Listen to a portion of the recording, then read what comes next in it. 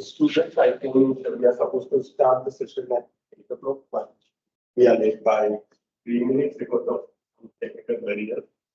To introduce myself, I am Bilal Radharshan from the University of Srilanka. I am serving as a lecturer at the Department of Business Economics at the Faculty of Management Studies and Commerce. First of all, I should know, do you have a background in economics? Have you learned economics? You are from the exemption, that's correct. On which basis you are having the exemptions? Are you holding a degree or have you completed any other professional course? I did about business. And you have already followed some basic courses in economics, right? From Professor from Galle University, I guess. We have other basic courses, right? Have you learned production theory in that course? Theory of production.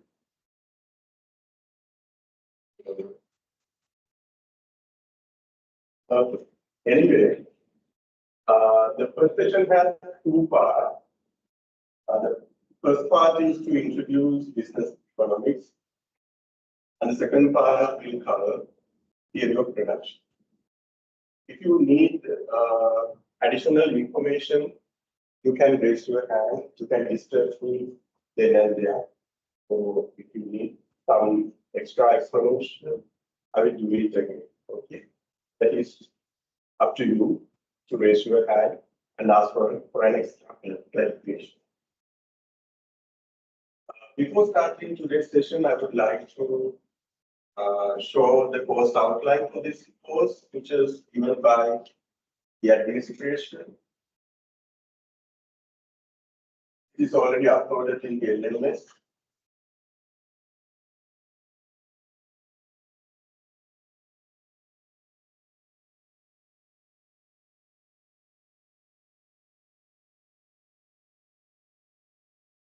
This document contains basic information regarding this.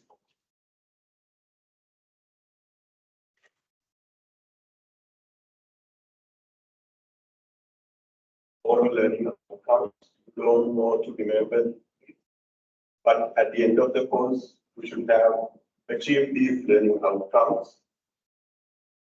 And these are the basic topics we will be covering in this course. The first session is on business terms and production decisions. The second one is on cost of production. Third one is on perfect competition. Fourth one is on monopoly. Fifth one is on monopolistic competition. Sixth one is on oligopoly. Seventh is international trade. Eighth is balance of payment and exchange rate. And the last one is on economic and financial crisis. And the next table shows what specific topics are covered under each session. So, for example, in today's session, we will be covering these 6 items. There are 8 items to be covered in this session. Likewise, this table is comprehensive enough to understand which sub-areas will be covered under each session.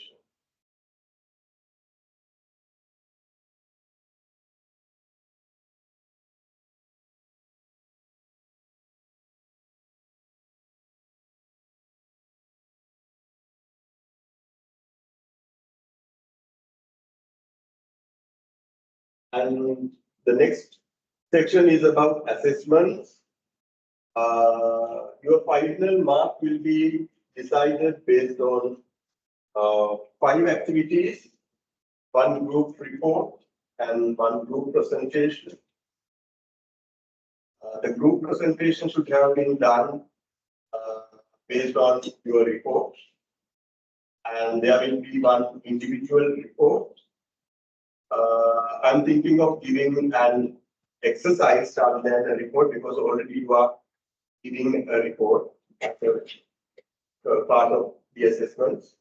So the third item may be a report or maybe an exercise. And there will be a quiz. So depending on the nature of the quiz, if it is comfortable with you, we will be conducting a physical quiz. And then the final exam. So in this course, we should cover 100 hours of teaching and learning. So direct contact hours comprise only 30 hours. Direct self-study through assignments, 20 hours. Self-directed learning, 20 hours. And your workload on assessment, review, and revision should be 30 hours. And this is how this course will achieve the SLP web learning outcomes. SLP web stands for Sri Lanka Qualifications Framework. And these are the recommended readings. Managerial Economics by Salvatore, Macroeconomics by Mankiw, and International Economics by Appelia. If you don't want to purchase these books, some of them are available online. For example, Mankiw and Appelia, these two books are available online. You can search for them using keywords, like you can search like Mankiw 2016 Macroeconomics PDF. Then the link will be visible to you to download it. Salvatore's book is not available online, but I have the book. If you want it, I can give it to you to take a photo of 11 chapters. So if you need, you can borrow this from me.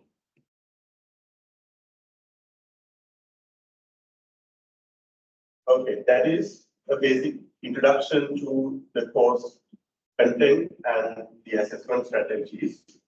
So we will start today's session.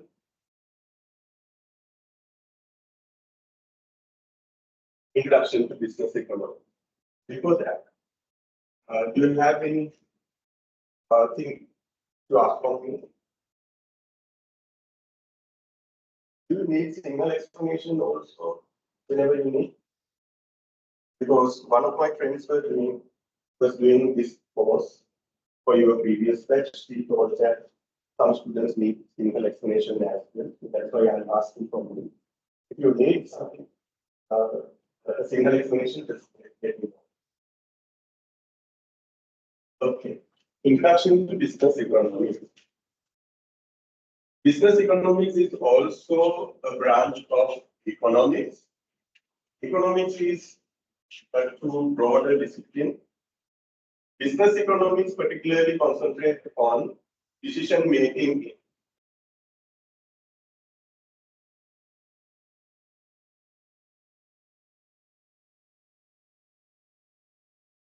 in firms. So we study how businesses or firms make decisions to optimize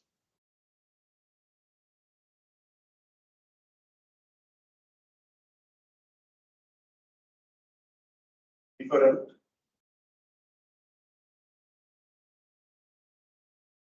objectives. Basically, we say that all firms target should maximize their profit.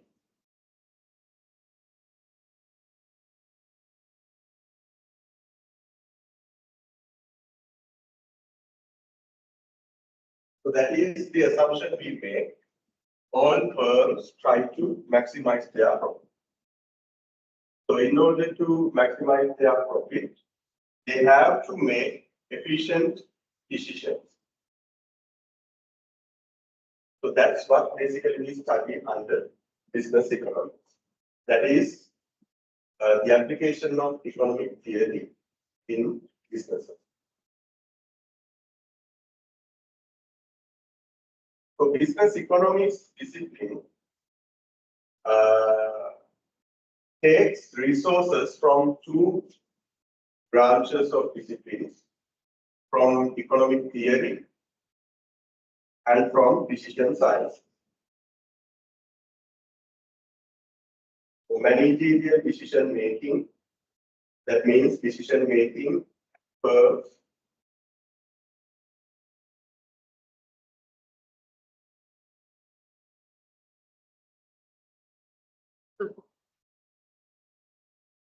will be done based on two disciplines. One is economic theory and the other one is decision science. They are kind of complementary. We can't make decisions only by knowing economic theory or only by knowing decision science. We should have a combination of both to make managerial decision making at firms. We should know both economic theory and decision science tools. When it comes to economic theory, it has two branches, microeconomics and macroeconomics. Economic theory has two branches, microeconomics and macroeconomics.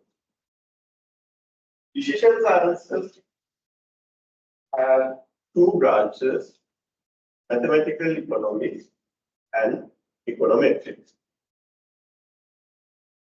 Economic theory has two branches, micro and macro. What do you mean by microeconomics? Do you have any idea about microeconomics? What do we study in microeconomics? Yes. Microeconomics is about what?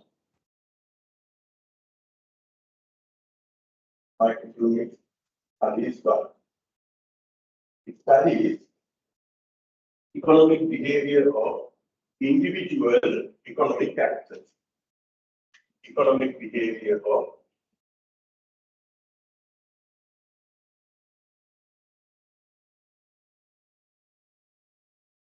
individual economic actors.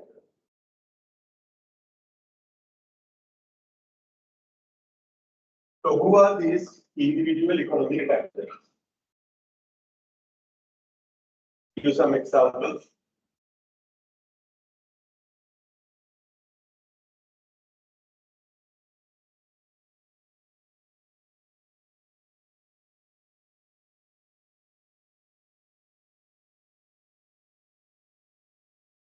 About economic actors, markets, companies, yes. Of course, companies are individual economic actors. Suppliers, yes, of course. Suppliers, then consumers, yes. Consumers, firms, governments, and let's say households.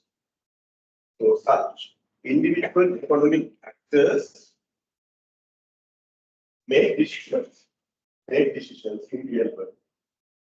So microeconomic theory explains how those economic actors make such decisions. That is about microeconomics. And when it comes to macroeconomics, it's about economic, the behavior of the overall economy. It's about the behavior of the overall economy.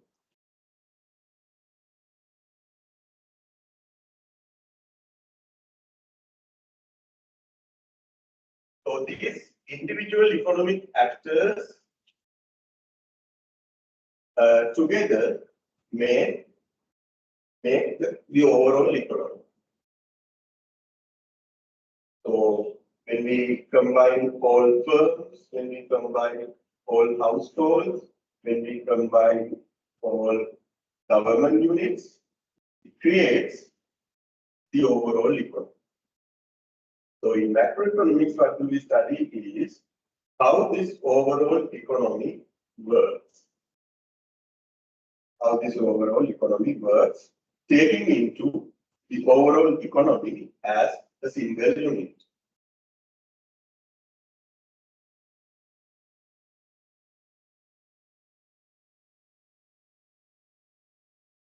So that is about economic theory.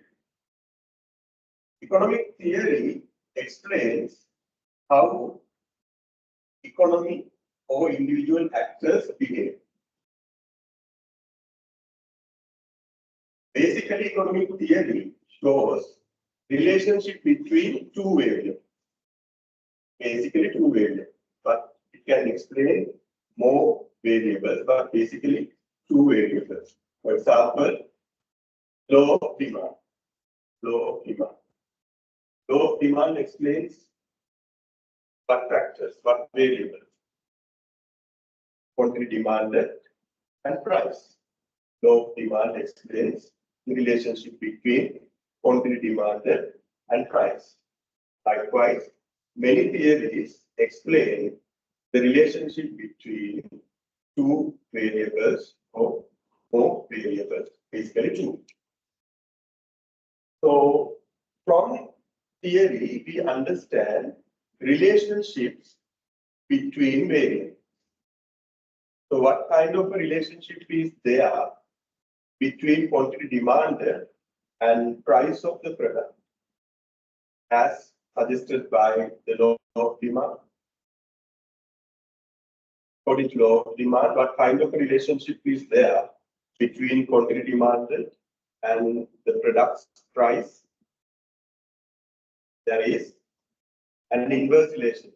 There is a negative relationship. When price increases, quantity demanded goes down.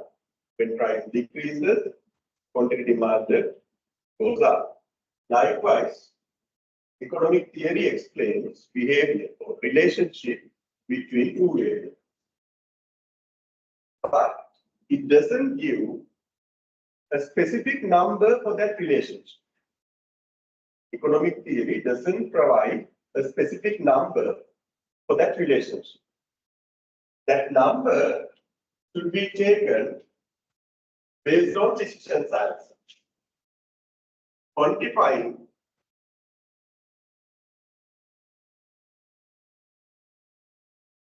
relationships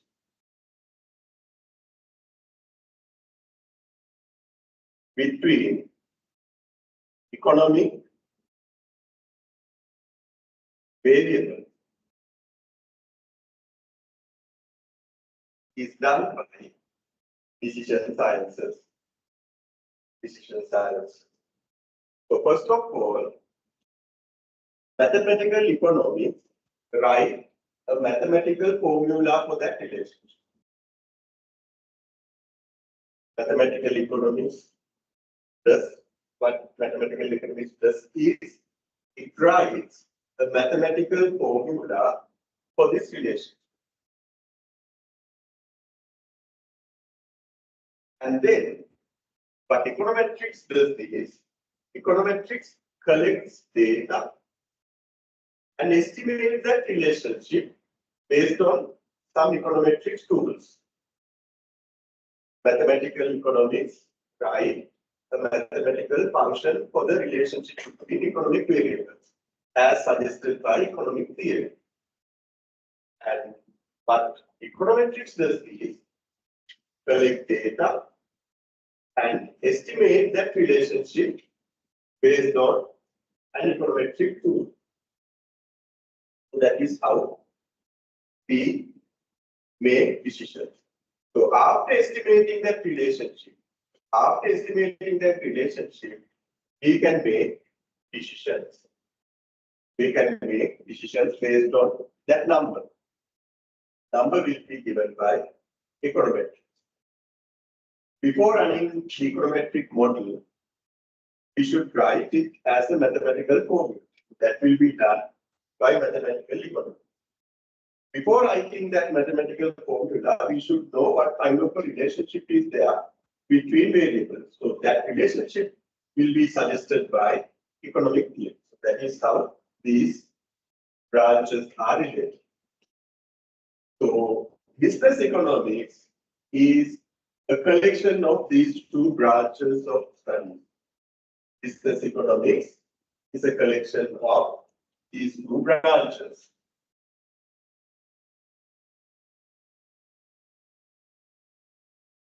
But business economics is application of economic theory. Application of economic theory. Economic theory comes from this branch. And decision science tools come from this branch to solve managerial problems. For example, how much the firm should produce. I'm giving some examples for managerial decision problems. How much the firm should produce. To produce that quantity, how many laborers we should hire. Produce that quantity, how many equipment the firm should have. To produce that quantity, how many raw materials the firm should purchase. What is the price they should charge from each unit of product? And how much of advertising expenditure the firm should spend. Likewise, there is a range of managerial decisions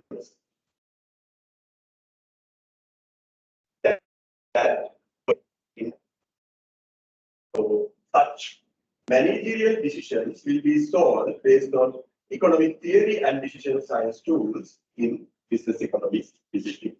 So what business economics does is, business economics applies economic theory and decision science tools to solve managerial decisions in firms. Business economics applies economic theory and decision science tools to solve managerial decisions. For what? For what? To optimize solution. To reach optimal solution. Reach optimal solution. That means reach the best solution. Reach the best solution. For example, what is the level of production? How much the firm should produce? That is one managerial decisions the firm should make. How much a firm should produce. So how they should optimize it? By maximizing profits. By maximizing profits. So firms should decide how much to produce in order to maximize profit. Firm should decide how much to produce in order to maximize profit. That is what we call optimum solutions. Optimum solutions means the best solutions, particularly profit maximizing decision, profit maximizing solution.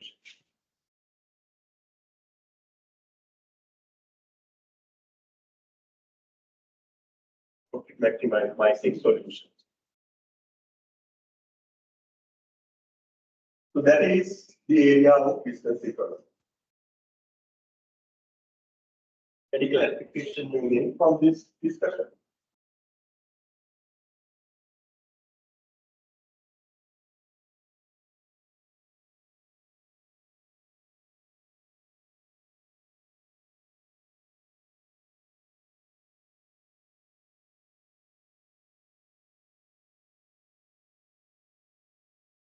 Okay. This summarizes what we discussed. Business economics is the application of economic theory and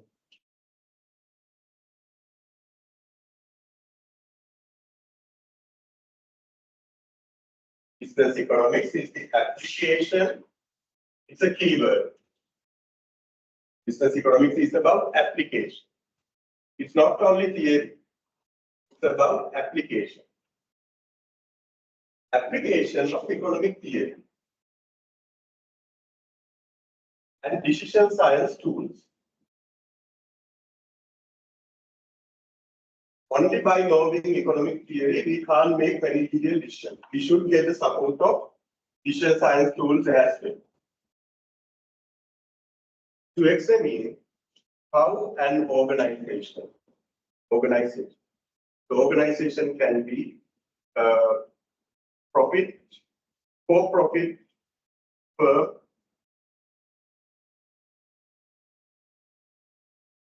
organization can be not for profit, firm. Also, it can be a government organization.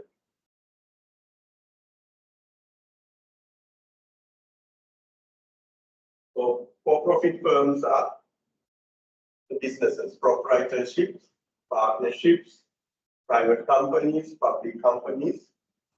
Their target is maximize profit. Not-for-profit organizations are like Colombo, ADP, Asian Development Bank, and some other Save Children, Cross. There are many NGOs that whose target is not the profit, but some kind of other target like social welfare. And the other category is government organizations. Government organizations are established to provide some public services for the general public. So we can get the support of business economics tools in decision making in any type of these organizations. But our main focus is on for-profit organization, for-profit firms.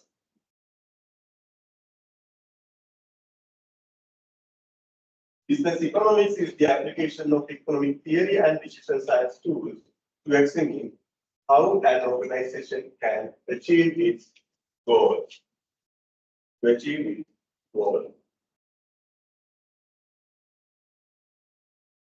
can be profit. Goals can be social welfare. Goal can be to provide the public service.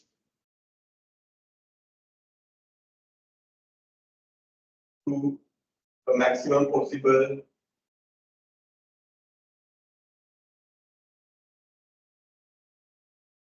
number of people. Likewise, depending on the organization, goals may be different. For-profit firms always target profits. Not-for-profit firms always target social welfare. Government organizations always try to provide their service, public service, to a maximum possible number of people. And they try to achieve those goals most efficiently. So business economics is this.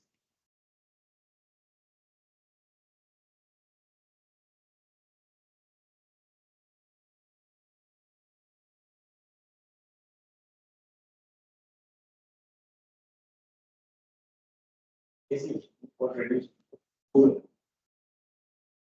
What motive is that?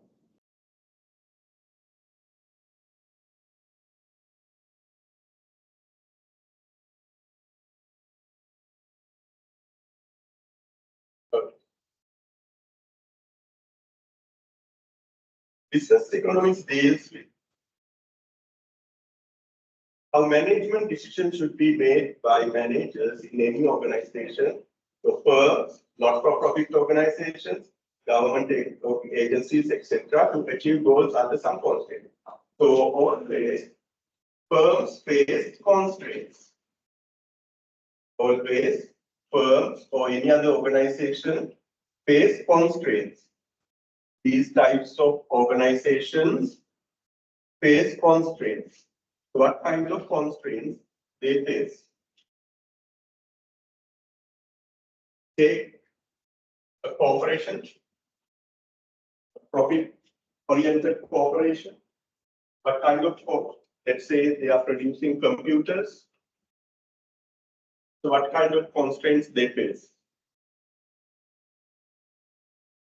The available funds, their capital, the availability of raw materials, the availability of suppliers, and some other legal constraints,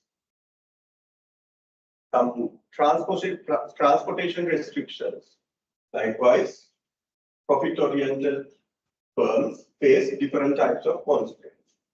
Not-for-profit organizations, they also face such constraints. Limited staff, limited funds.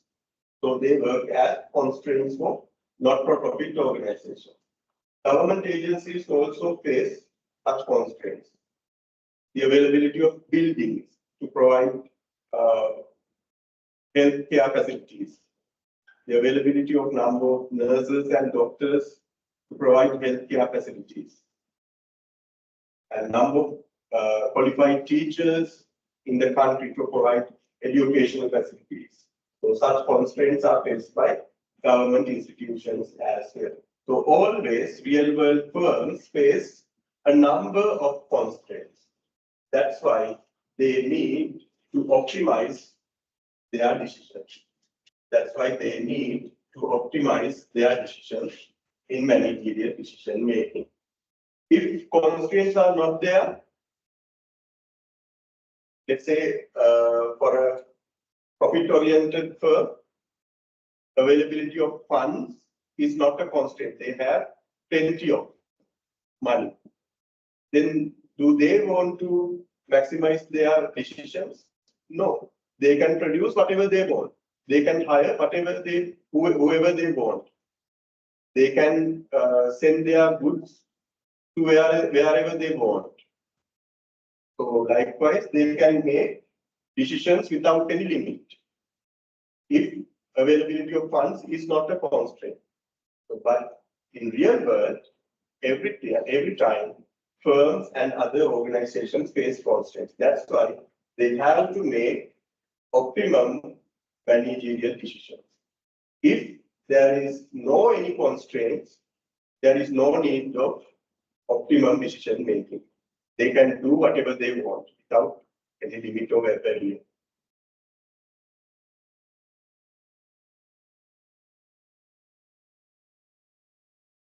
So economic theory explains about economic behavior.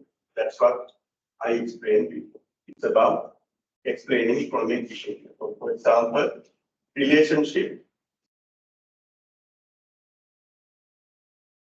between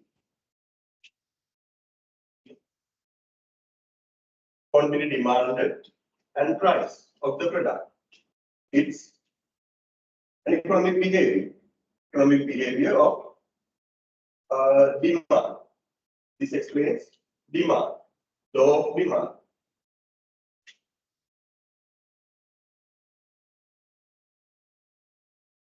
So if the price is higher, people don't want to purchase that good. If the price is lower, many people will purchase that good. So it's about economic behavior. It explains how people demand goods and services. When price is higher, people demand less. When price is lower, people demand more. That is suggested by economic theory, and that branch of economic theory is law of demand. Law of demand.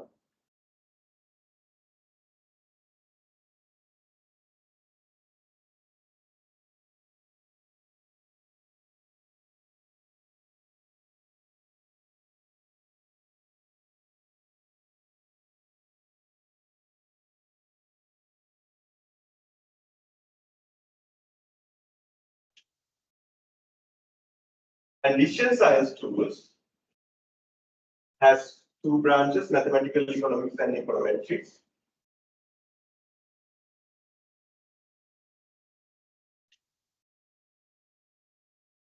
So they construct. First, they have to construct. The construction part is done by mathematical economics. They construct the mathematical equation. mathematical equation. And then they estimate the relationship. Estimation part is done by econometrics. That should be the second page.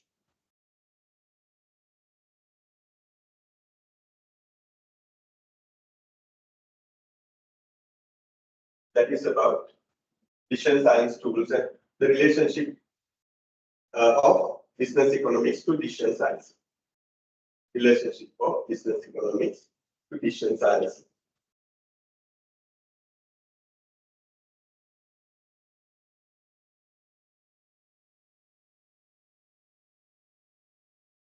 For example, the law of demand says there is an inverse relationship.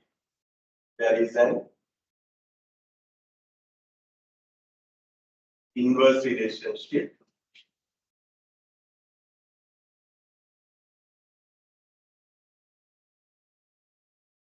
between quantity demanded and price of the product. So when it comes to mathematical economics, they can construct a mathematical equation. First, they establish a general formula. Quantity demanded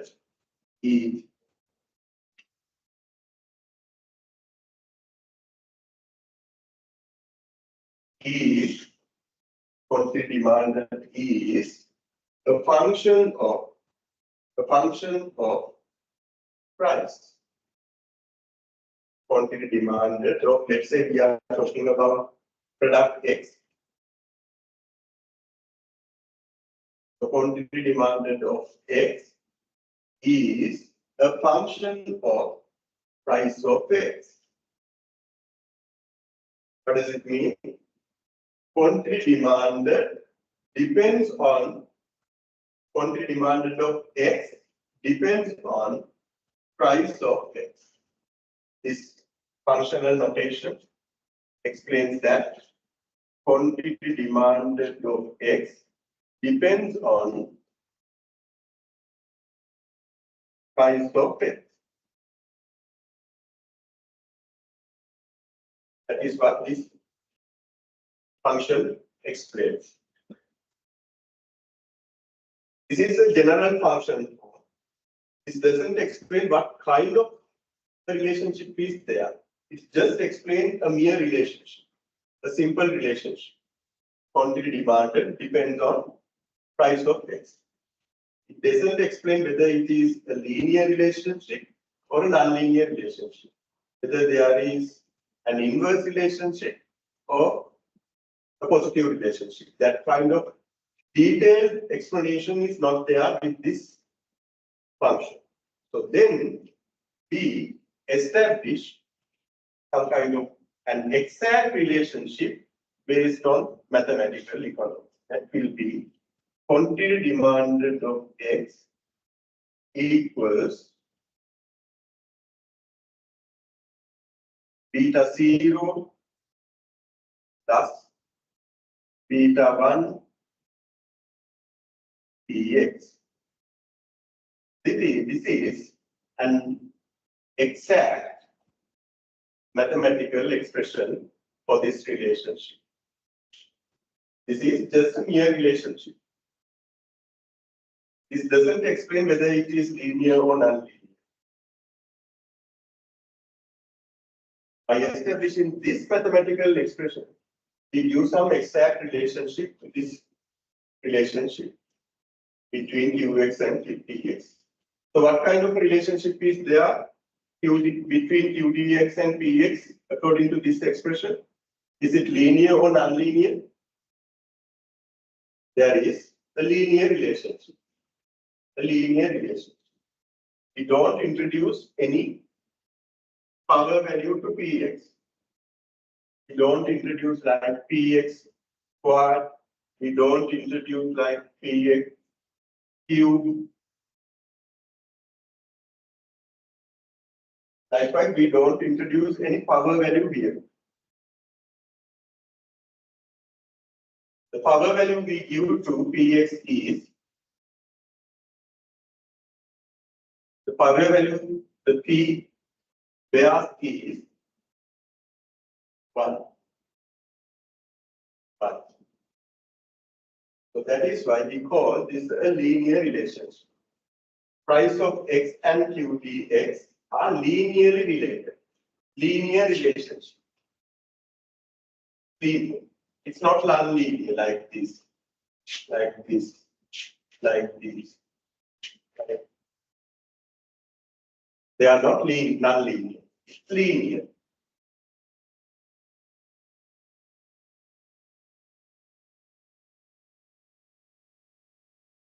And it has an intercept.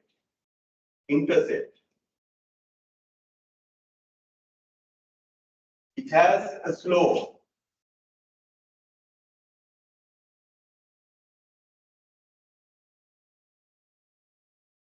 So quantifying this intercept and quantifying this slope will be done by econometrics. It will be done by econometrics.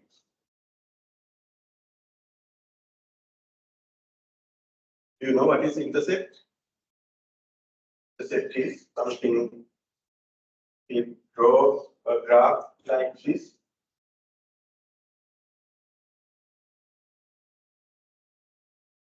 You put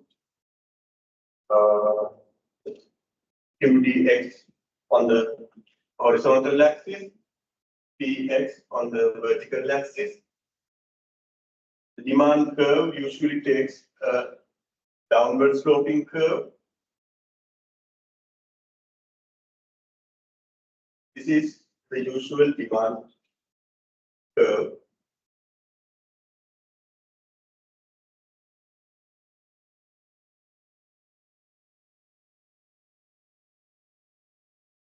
According to this relationship, what is the meaning of this beta zero? What is the meaning of this beta zero? When price of X is zero, what is the amount of QDX? That is the meaning of beta zero. When price of X is zero, this whole part will be zero. This whole part will be zero because beta 1 multiplied by 0, what is the result? Any value multiplied by 0, the answer is 0. Then this whole part will be 0. So when price of X is 0, this whole part becomes 0, then it gets cancelled out. Then what remains is beta 0. So beta 0 is quantity demand. Beta 0 is quantity demanded when price of X is 0. Beta 0 is quantity demanded when price of X is 0. So according to this graph, where I can mark that value, where I can mark that beta 0 in this graph. When price of X is 0, when price of X is 0, what is the quantity demand? Quantity demand is this much. So that is beta 0. It can take any value. It can take any value. Still we don't know that value.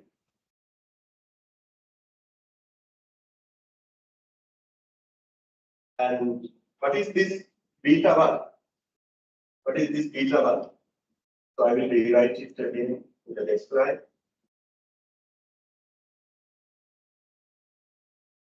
QDA equals beta 0 plus beta 1 px.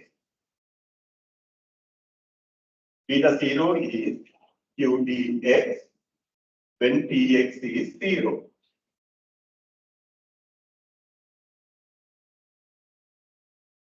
Then what is this beta 1? Beta 1 is the slope. What is the slope? What does it mean by the slope? Change in the dependent variable divided by change in the independent variable. That is what we mean by the slope. So in this function, what is the dependent variable? This is the dependent variable.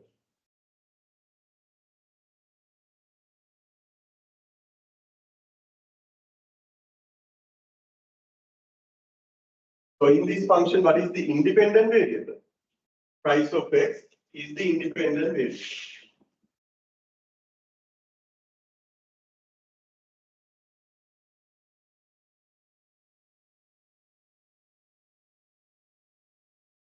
Independent variable affects the dependent variable. Independent variable affects the dependent variable. So dependent variable is there on the left-hand side of the equation. Dependent variable is there on the left-hand side of the equation. Independent variable is there on the right-hand side of the equation. This variable determines this. This variable determines this. In that sense, this is the independent variable. This is the dependent variable. So slope is the change in dependent variable divided by change in independent variable. That is change in quantity demanded divided by change in price. Beta 1 is change in quantity demanded of X divided by change in price of X. Change in quantity demanded, let's say quantity demanded changes by 1 unit. Let's say quantity demanded changes by 1 unit. Say from 10 to 11 it increases.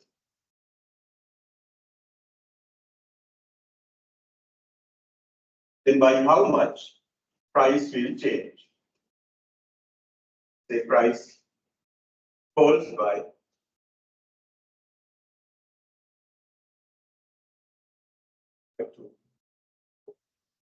when price falls by 6.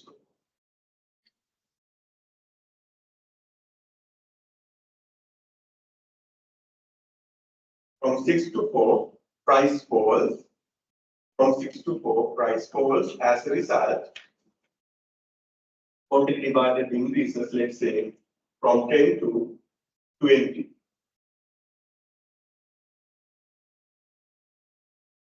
To 20. Price falls by 2 units. Price falls by 2 units, then delta Px is 2. As a result, quantity increases from 10 to 20.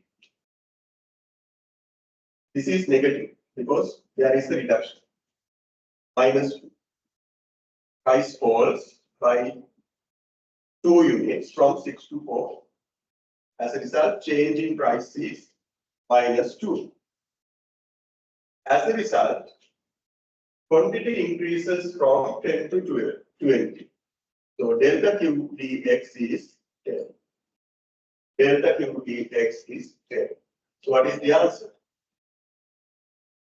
It's minus 5. The slope of this equation, which is beta 1, is 5. So slope is represented by beta 1, that is change in dependent variable divided by change in independent variable. In our case, the dependent variable is quantity demanded and the independent variable is price. So according to our diagram, we can see when price falls from 6 to 4, when price falls from 6 to 4 by 2 units, that is minus 2. Quantity demanded increases by 10 units, that is 10. So 10 divided by minus 2, the answer is minus 5. That is the slope. and it takes, and it is beta 1, and it is beta 1. So what is beta 0 and what is beta 1? We don't have to calculate manually.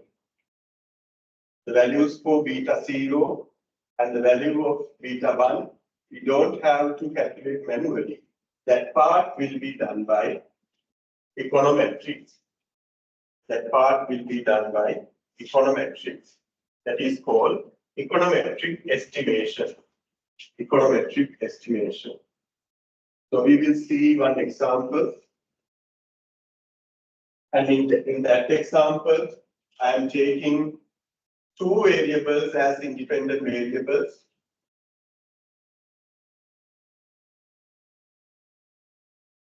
QD is a function of price and income both. Price and income both. Likewise, quantity demanded can depend on different factors. Quantity demanded can depend on different factors, like price of the product, income level of consumer, price of a substitute, price of a complementary product, and some other social factors, consumers' taste. Likewise, there are many factors that determine quantity demand. Not only price, there are many other factors that determine quantity demand. Price is only one determinant.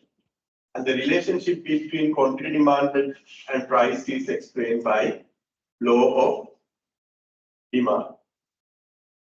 And there are other theories also that explain the relationship between quantity demanded and each other variable.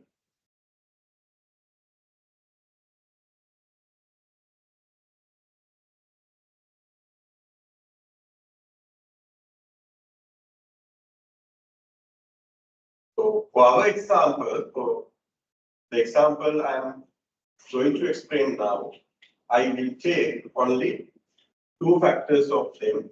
Quantity demanded is a function of only price and income. I forget about all these factors, but if I want, I can collect data and I can include these variables as well in my model. So this is the general functional form I start with. And then I give an exact relationship based on mathematical economics.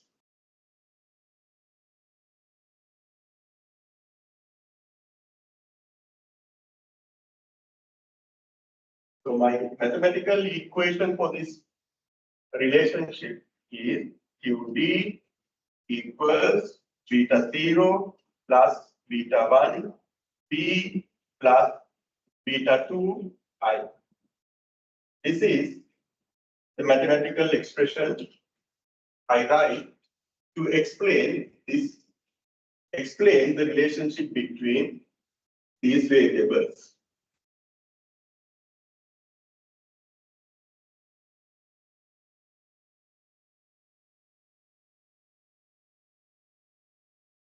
Again, beta 0 is the intercept.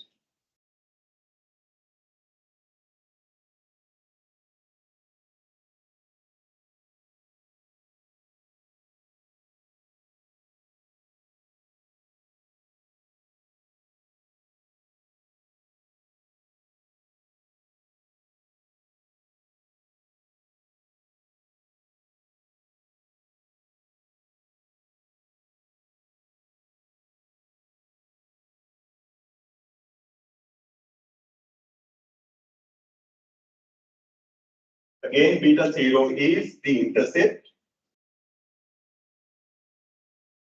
That means quantity demanded, that is quantity demanded when P is 0 and I is 0. When both P and I take 0, what is quantity demanded? That is shown by beta 0. This beta 1 is the slope coefficient for P, the slope of price, the slope of price. That is delta QD divided by delta P. The same interpretation I gave before. Change in the dependent variable divided by change in the independent variable. And what is this beta 2? That is change in the dependent variable, that is change in quantity demanded, divided by change in the independent variable, that is change in income. Change in dependent variable divided by change in independent variable. Here in this case, the independent variable is consumer income. So let's see how econometric estimate this relationship. Estimating relationship is nothing else. Estimating this relationship is estimating these values. That's all. After estimating these values, we can rewrite this expression with specific numbers for beta 0, for beta 1, and for beta 2. So estimation is calculating values for beta 0, beta 1, and for beta 2. Let's see how we can do it. For that, I have a data set. I have uploaded it to the LMS for your reference.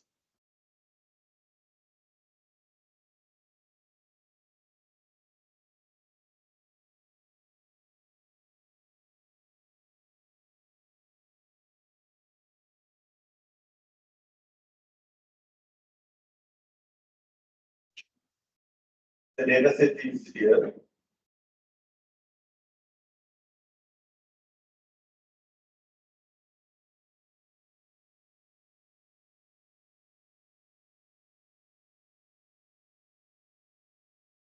So I have quantity demanded data for number of years, for 20 years, from 2004 to 2023. I have quantity demanded data from a company. I have price data from the same company, and I have consumer income. Income of an average consumer. Income level of an average consumer. So let's see how we can estimate the values for beta 0, beta 1, and beta 2.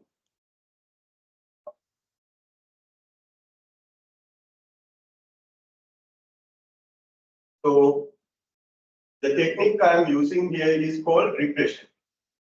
Econometric technique I am using here is called regression.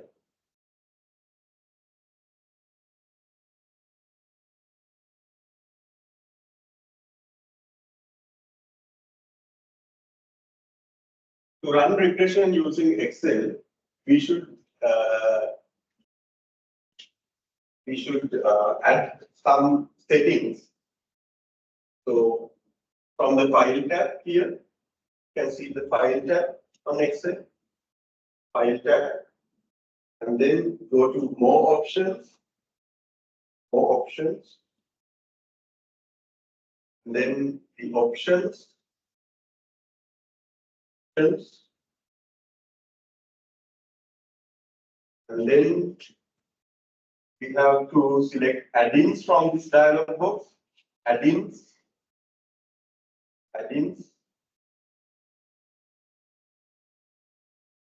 and then we have to activate these two tools, analysis toolpack and analysis toolpack VBA. We go to file tab and then more options, then options, then add-ins, from add-ins, we have select analysis toolbar and analysis toolbar BSAA. Select this and click go. Select one option. You can select either this one or this one. I select analysis toolbar and then I press this go button at the bottom. Then from this dialog box, I can select both analysis toolbar and analysis toolbar BPD. Then click OK. Then click OK. Now I have added those two add-ins to the Excel. Then go to this data tab. Data tab. Data tab. So after adding those two add-ins, I can see this analysis subcategory here. Under data tab, you can see this analysis subcategory. Analysis.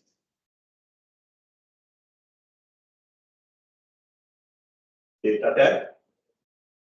Analysis. Data analysis. Click that option.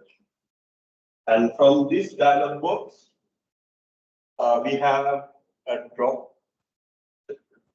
menu of options.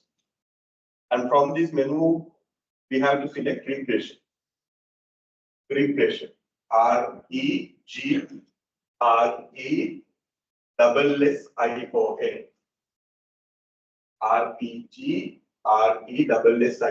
Regression. Click OK. Then I have to give data to run regression. First of all, I have to mention what is my Y range. Y range is, Y stands for the dependent variable. Y stands for the dependent variable. So I have to mention which range contains data for the dependent variable. So I bring my cursor to this cell, to this field. I bring my cursor to this field and select.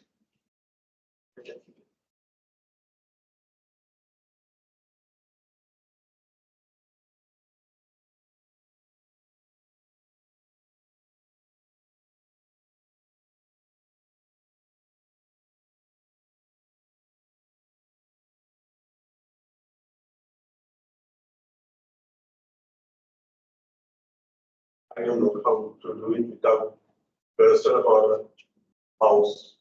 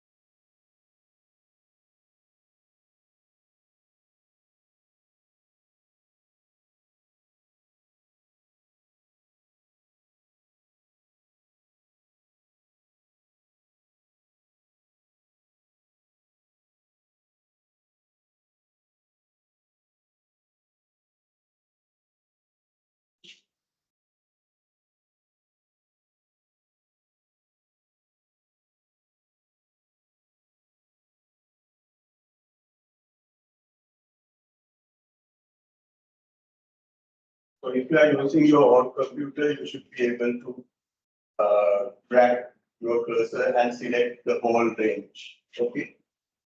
So it's difficult to do that on this iPhone because I'm using my pen. This pen is difficult, so I manually wrote the range. Understand? And then exchange is for the independent variable. Exchange is for the independent variables. So independent variables are price and consumer income. So I have to select this whole range. This whole range.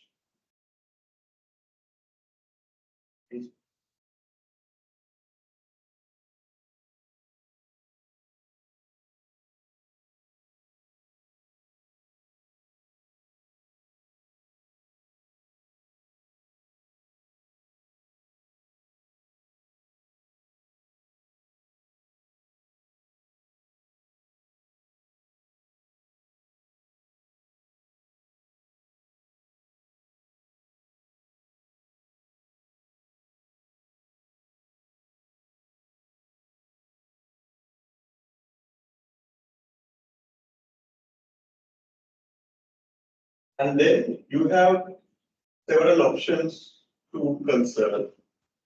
One is label. Labels. We have to select it.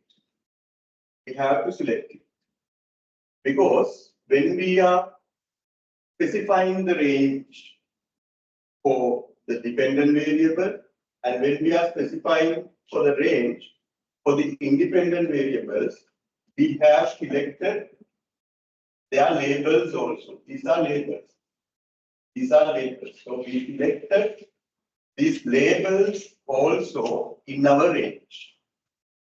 We have selected these labels in our range. So we have to select this labels option. We have to select this labels option.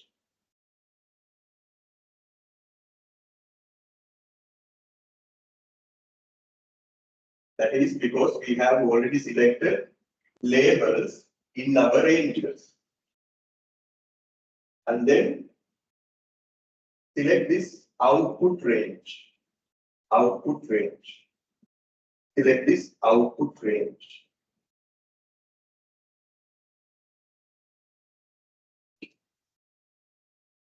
And then bring your cursor to this field. You have to bring your cursor to this field.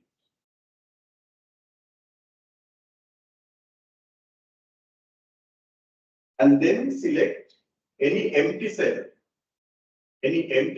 from which cell onwards you want to have the computer output. So I want to have the computer output in this label, in this range. So in this range, so the starting cell will be this. You have to select the starting cell, the first cell, from which cell onwards you will have your computer output. So my computer output will be visible in this range. So that's all you have to do. And then click OK. You get regression results. You get econometric results. Have you seen this kind of results or output before?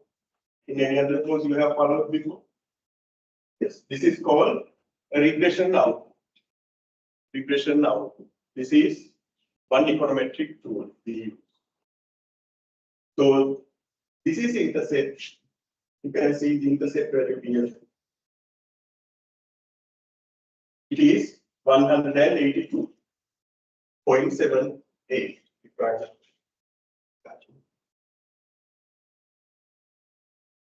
The intercept is 182. So what is it? Beta 0. Beta 0. The coefficient for price is -30. -30. What is that? Beta 1. Beta 1. The consumer income coefficient is, this is consumer income.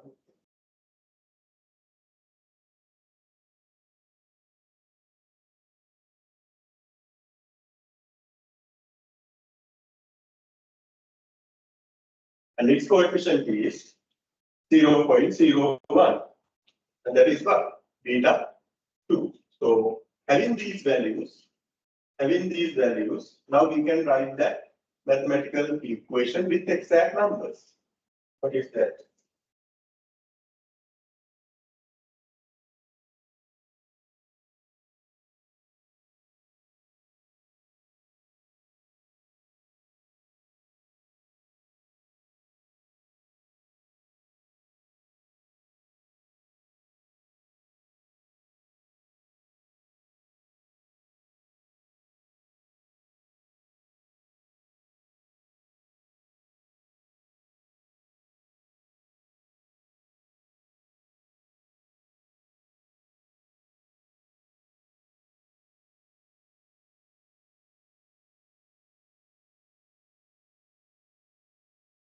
QD equals, what was beta 0?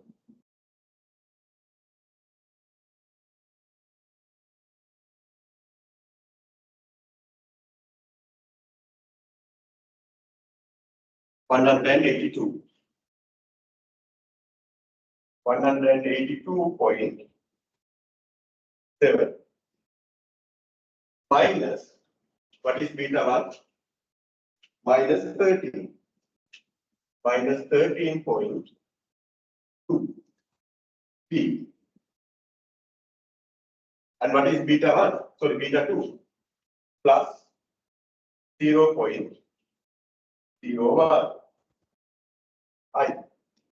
So that is the demand equation for this firm. That is the demand equation for this firm. So what we learn from theory can be estimated based on regression, which is an econometric tool. So that is how business economics start their analysis. First of all, they have to estimate their relationship. We have to give some exact numbers for the relationship. That is the overall idea of business economics.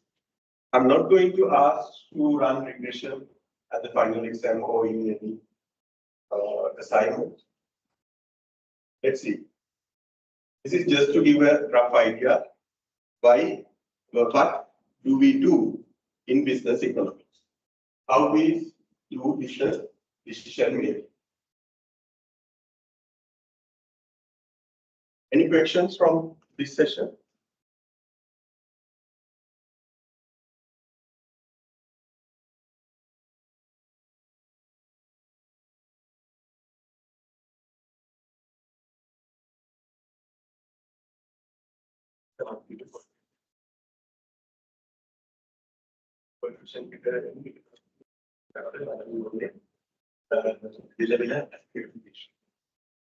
Mainly elasticity by mechanical beta 1 coefficient. Elasticity basic formula. Iselasticity. Iselasticity. P into P over Q elasticity formula. So we take delta QT over delta QT and beta. Beta 1 may have the charge to the price.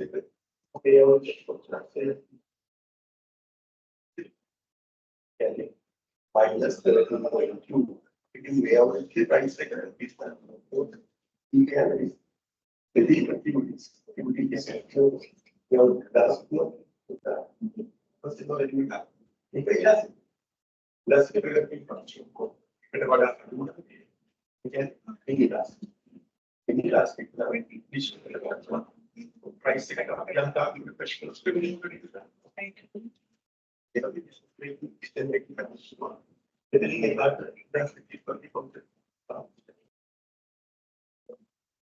Correlation like a make coefficient to that. Correlation with linear relationship. Take a basis. Take a calculus.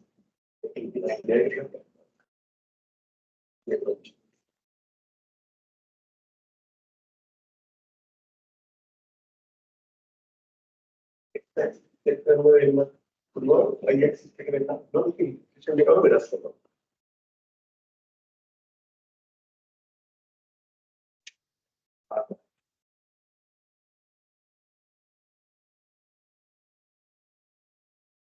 Demand curve for which dependent variable with the independent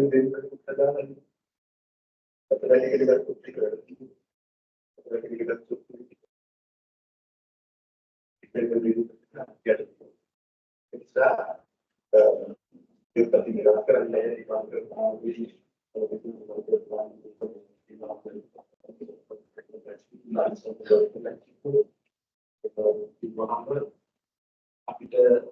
intersecting horizontal distribution. I know mathematically now, intersecting virtually. Yes, politically intersecting.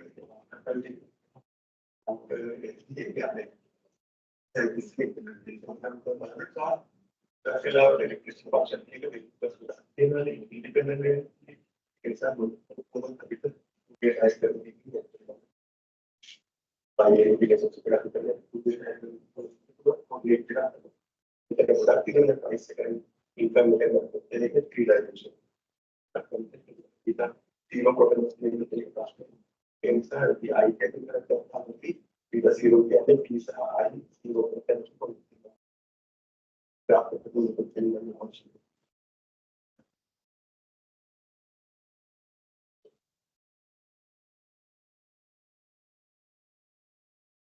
from this point onwards, we can use some other economic concepts to make decisions. For example, we can calculate price elasticity.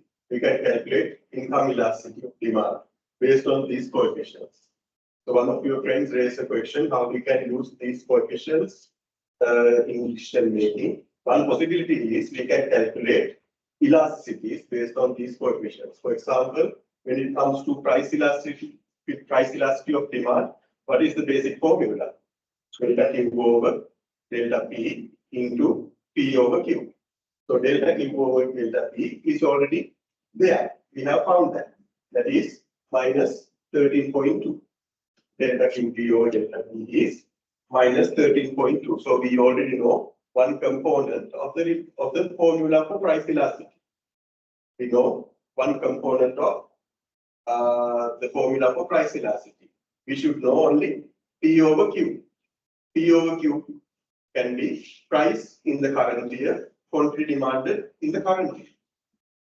So those values are also known to the firm. Firm knows what is the price in the current year, what is quantity demanded in the current year. So having known P beta 1, which is minus 13.2, what the firm has to do is multiply minus 13.2 by this year price and divide by this year quantity. And the final value will be price elasticity of demand. And whether it is inelastic, whether it is elastic, by looking at the nature, firm can make decisions.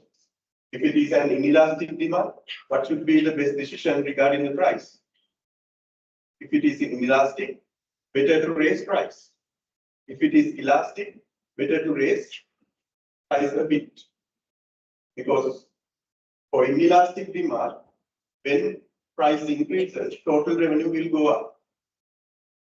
For elastic demand, when price decreases, then only total revenue will go up. So we have that relationship in economics. That was faced right.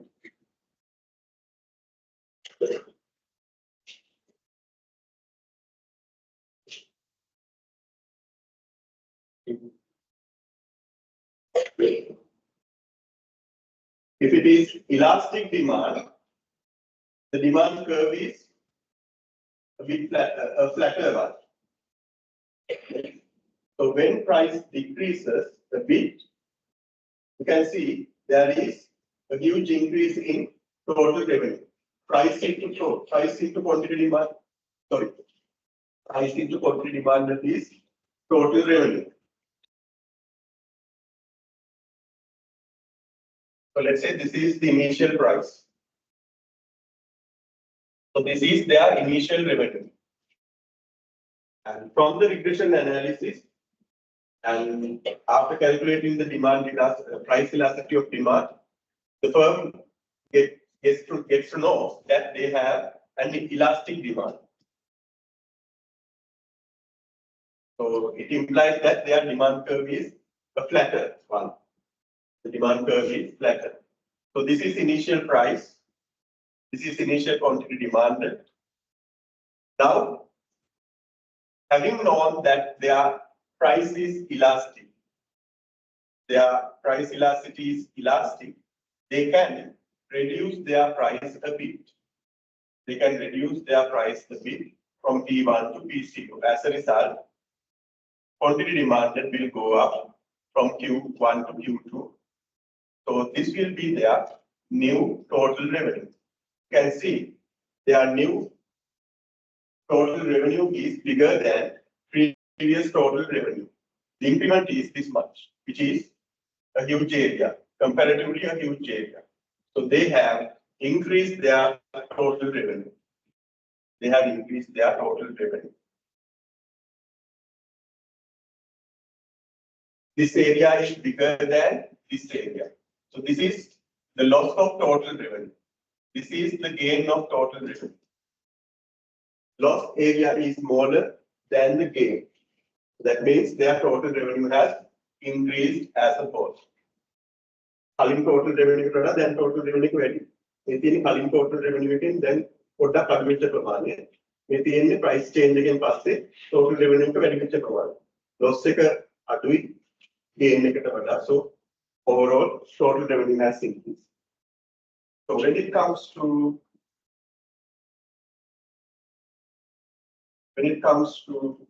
an inelastic demand, price inelastic demand,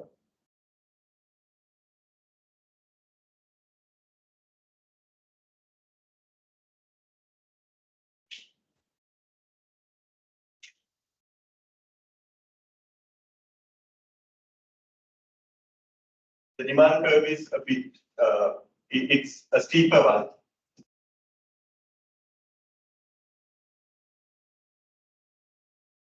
Let's say this is the original price, P1, Q1. Having known that they are facing an inelastic demand, they decide to increase their price. The price will be increased up to P2. So their quantity demanded will go down, will reduce from Q1 to Q2. So this is the loss in total revenue. This is the gain in total revenue. You can see the gain is higher than the loss. So they have increased their total revenue by increasing the price. So when there is an inelastic demand, in other words, when the demand is price inelastic, when the demand is price inelastic, the firm should increase their price. When the demand is price elastic, the firm should reduce the price. That is to increase their total revenue. So to increase total revenue, if the firm is facing price inelastic demand, what they have to do? They have to increase price.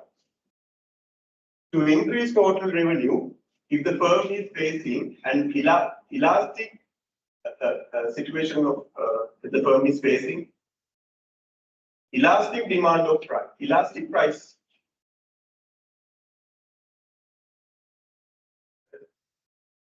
The demand is price elastic. Yes, then the demand is price elastic. And the demand is price elastic. To increase total revenue, the firm should lower their price. That is how firms should make decisions based on the regression results they can get from data.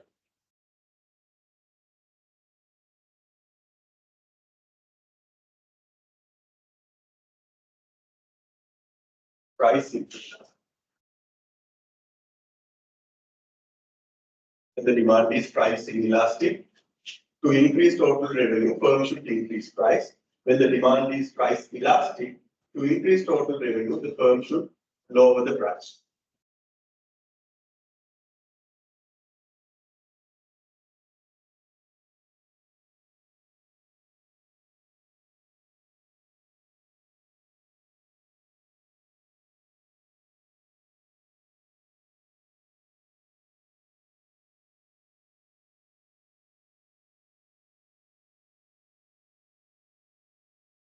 You need a break of 10 minutes.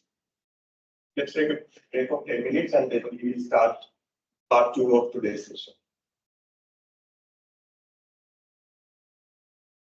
Let's come to the class at 9:40, 9:42.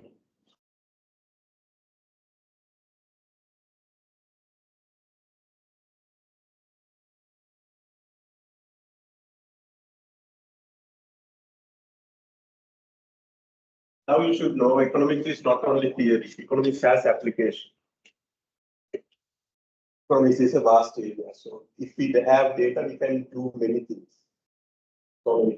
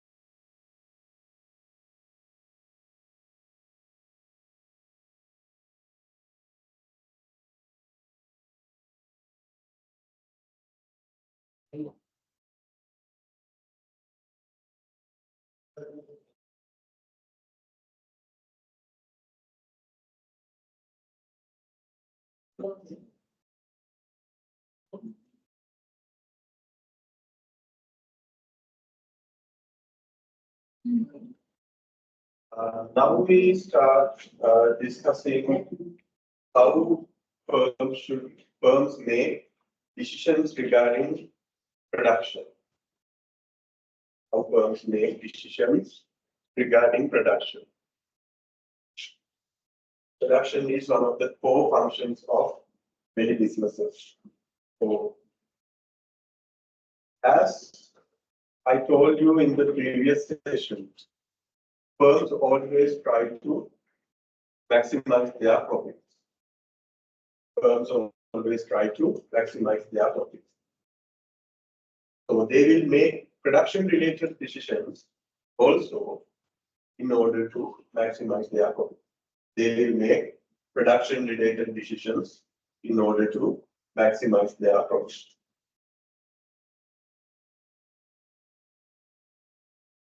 So this is the content of this session.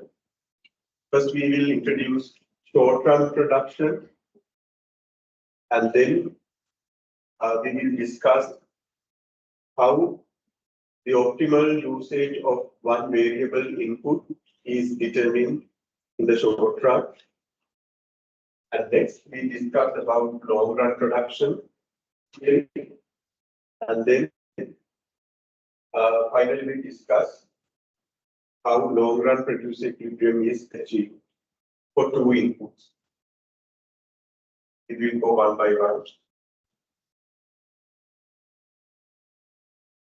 So production simply means the process, and during that process, a firm tries to combine factors of production. Factors of production. Basically, there are three types of factors of production: labor, capital, and land. Labor includes all human efforts.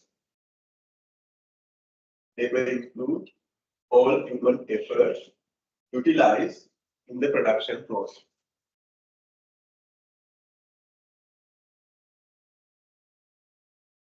Within one firm, labor can be highly heterogeneous or maybe highly different.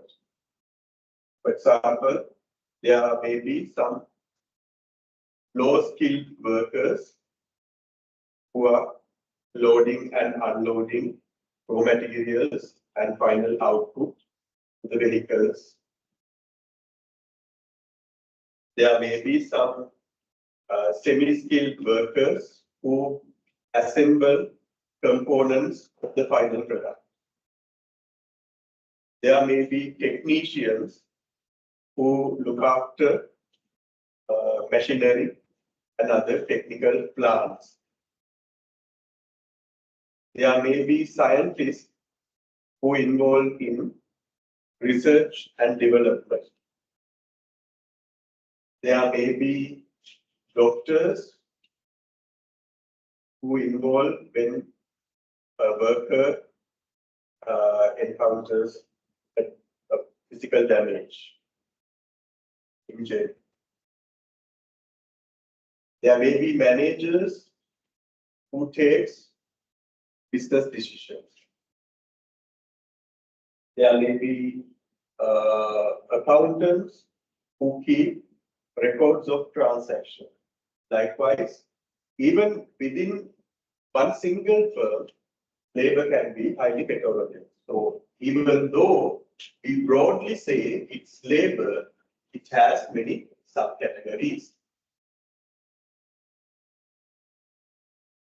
Capital means man-made items, man-made units used in the production process. Machinery, equipment, plants, laboratories, likewise.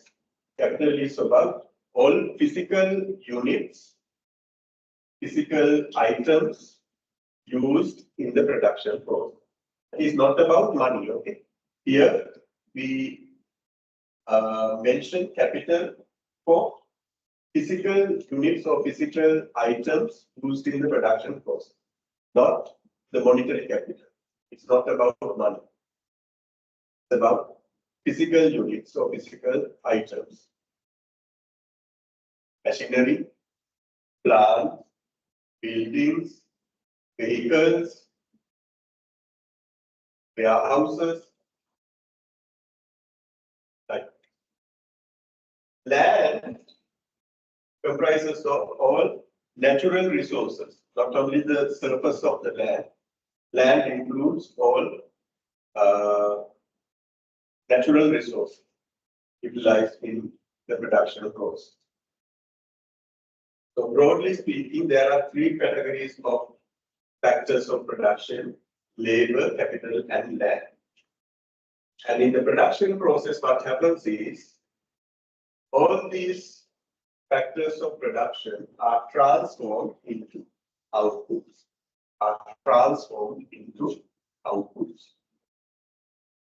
Inputs are there. Inputs are land, labor, and capital. They are converted, they are transferred into outputs. For example, think about an iPhone.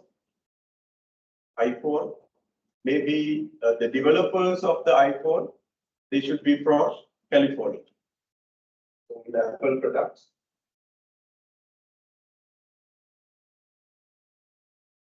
The package says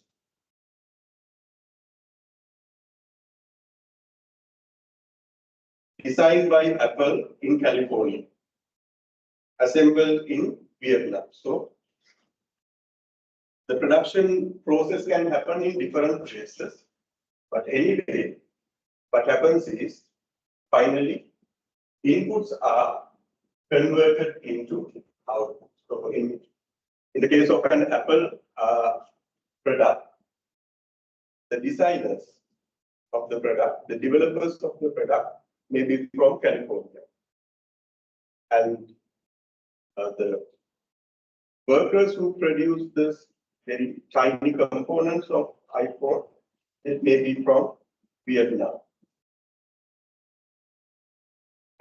And the raw materials may come from African, some African countries. And the assembly may take place maybe in Thailand.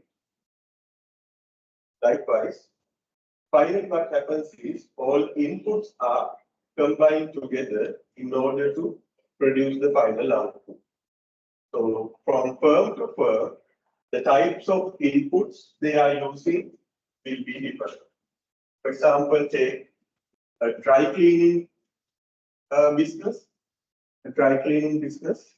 So barely they have human effort. They have maybe having a machine to wash clothes. They may have some racks to put clothes on, and they may have a vehicle to transport clothes from their cleaning place to their main outlet. Likewise, so from firm to firm, the nature of inputs and the nature of output will be different. Anyway, finally what happens is inputs are converted to outputs. inputs are converted to outputs during the production process. So in economic theory, production theory is discussed in 3 time horizons. Production theory is explained in 3 time horizons. The first time horizon is the short run. The second time horizon is the long run. And the third time horizon is very long run. So the difference is not based on the calendar years. The difference of short run, the difference of long run, the difference of very long run, we can't distinguish based on the calendar years. We can't say short run is only 1 year. Long run is for 5 years and after. Very long run is for 10 years and after. Likewise, we can't distinguish these concepts of short run, long run, and very long run based on calendar years. That is not what we do. Instead, we distinguish between short run, long run, and very long run based on the nature of inputs they use. Based on the nature of inputs they use. If a firm utilizes at least one fixed input, and the remaining inputs are variable, then that time horizon is called the short run. If a firm is utilizing at least one fixed input,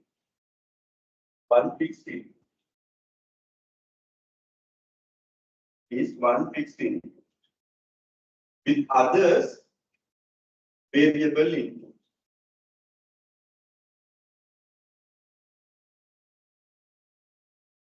Then that time horizon is called short run. So what do we mean by a fixed input? What is a fixed input?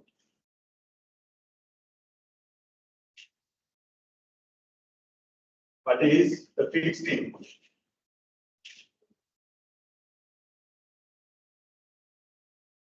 There are 2 types of input, fixed input and variable input. Fixed inputs are the inputs which cannot be readily changed. We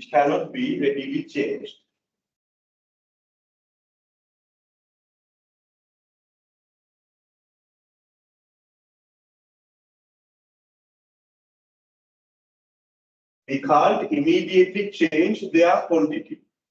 For example, let's say Apple.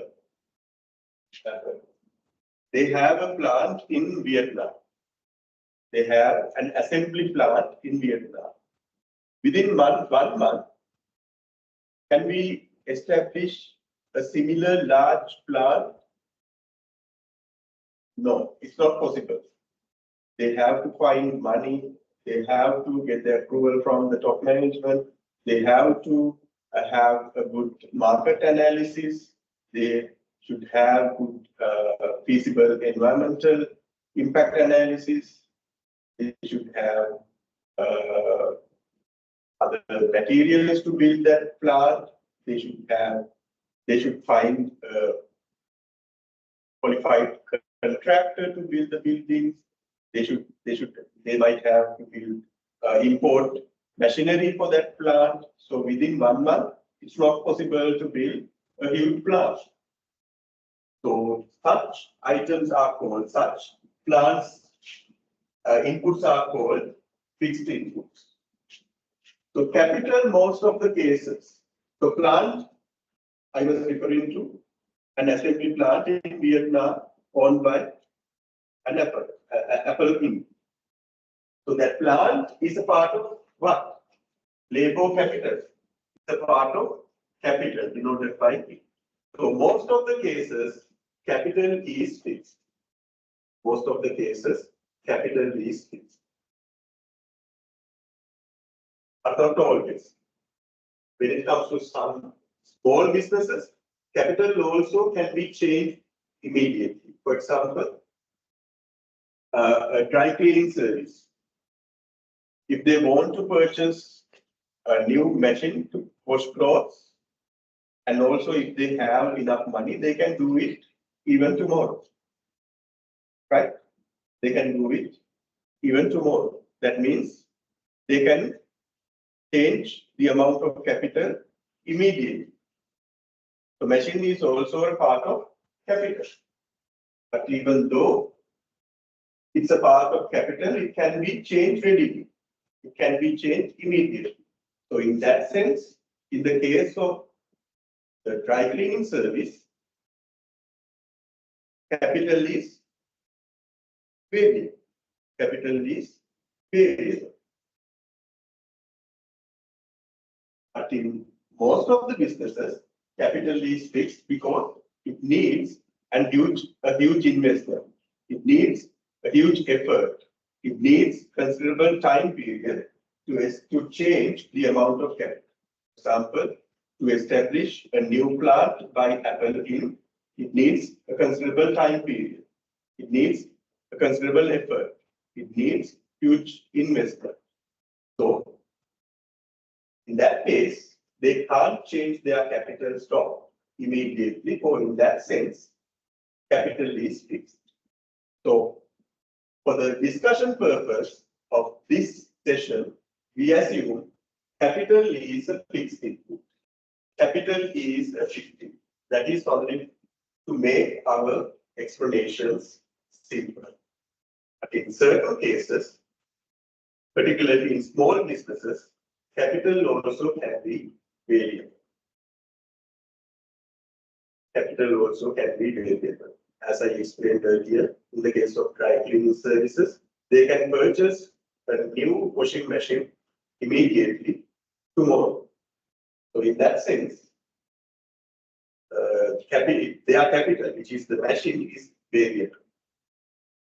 And variable inputs are the inputs which we can change immediately, which we can change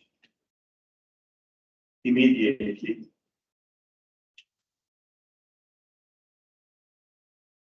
Examples are labor, low-skilled labor, low-skilled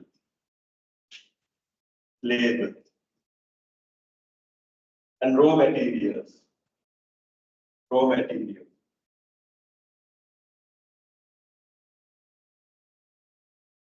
So there is a huge demand of low-skilled laborers. So within a short notice, after giving a short notice, maybe a paper advertisement or a paper advertisement, they can increase their low-skilled labor force in the firm. Also, they can increase raw material supply within a short notice. If that raw material is not a rare one. Likewise, there are two types of inputs. A part of inputs are fixed, which cannot be changed readily. A part of inputs are variable inputs, which we can change immediately. So in most of the cases, capital is fixed, and in most of the cases, labor is variable. Raw materials are also variable. So we can denote raw material as ROM. Denote them as R. Capital is fixed in most of the cases. Labor is variable in most of the cases. Raw materials are also variable in most of the cases. So at the moment, at least one variable is fixed in the firm. At the moment, if at least one variable is fixed in the firm, then we say that the firm is operating in the short term. The firm is operating in the short term. So currently this business, how do we call this business code? SBM. What stands for SBM? S stands for Coolum. Coolum, accounting, and this SAB, they can't build a building immediately. So at the moment, SAB campus is operating in the short term. They are operating in the short term. So at least they have this building which cannot be changed readily.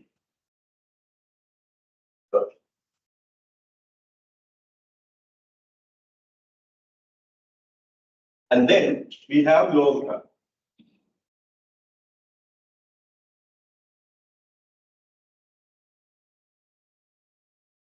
The long run, all the factors are variable. All the factors are variable, but not the technology. Technology is fixed, but capital is also can be changed. Labor is also, it's obvious we can change. Raw material, obviously we can change. So it can be a lengthy period, but the length of the period depends on from business to business. For example, let's say B campus can build a new building within 6 months. So over a period of 6 months, their capital unit, which is this building, also becomes a variable input. But when it comes to Apple Inc., they may need 1 or 2 years to build a fully fledged assembly plant in Vietnam. So their long run will last for 2 years. Only within 2 years, their capital will be variable. Only after 2 years, their capital will be variable. So from firm to firm, from business to business, the length of the long run will vary. So anyway, the way long run is the period, the time horizon where all the inputs are variable input. Long run is the time horizon over which all variables are variable input. Sorry, all inputs are variable input. All factors become variable input.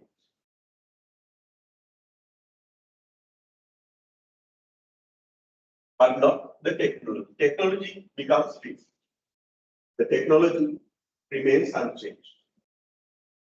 In the very long run, we assume technology also vary, technology also change. All factors change, all factors are variable. At the same time, technology is also changing. Technology also will get advanced in the very long run. So, for the purpose of our discussion, we will consider only short run and long run. For the purpose of our discussion, we will consider only short run and long. In the short run, at least one variable should be fixed. In the long run, all inputs are variable inputs. All inputs are variable inputs. So, and also for the convenience of our discussion, we talk only about capital and labor. For the purpose of our discussion, we take only capital and labor as production inputs. And we assume in the short run, capital is fixed. In the short run, capital is fixed.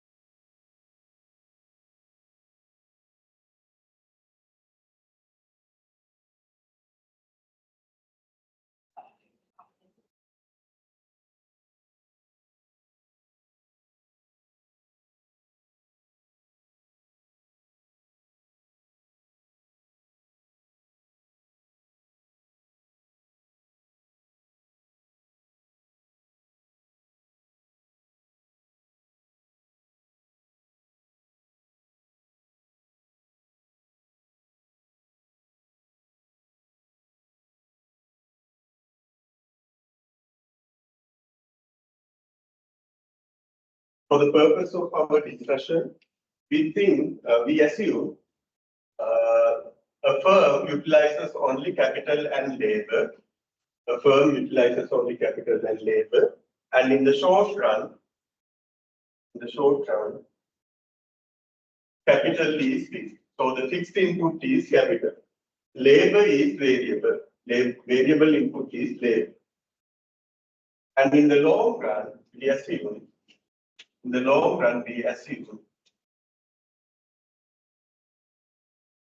both capital and labor are changing. Both capital and labor are changing. So this bar notation, bar sign, denotes that capital is fixed. If there is no bar over capital or over labor, that means they are variable. So this is variable, this is variable, this is variable, this is fixed.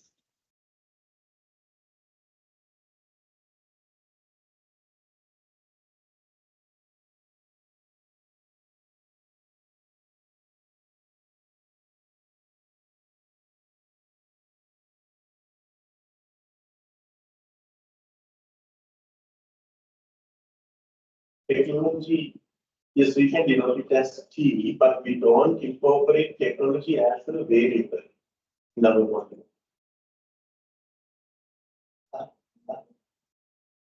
Yes, yes. In the very long run, it's variable. But in this session, we talk only short run and long run. We don't discuss this. So, out of our scope. And usually we don't use technology. We don't mention technology as an input. We incorporate technology in our production function in a different way, not as an input. Technology is not an input.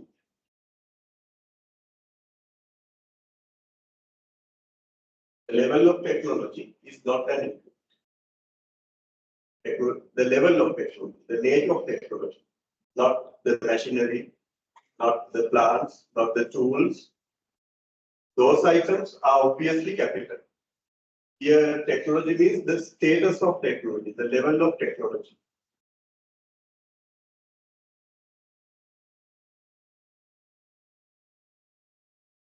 Is whether it is lower technology or a moderate level of technology or an advanced technology. That kind of idea is there in technology.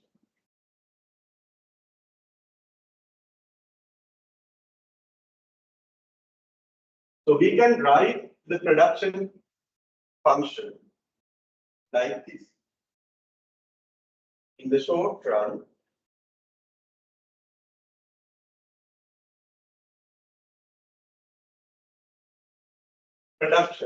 production we can denote as Q. Q denotes number of output produced. Q is a function of capital and labor, and between capital and labor, capital is fixed.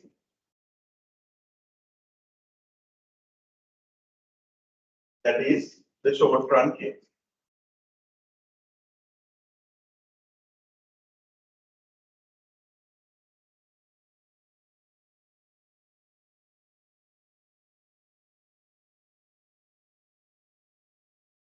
And in the long run case, again Q, number of units produced, the amount of output produced, is a function of capital and labor. Both capital and labor are variable.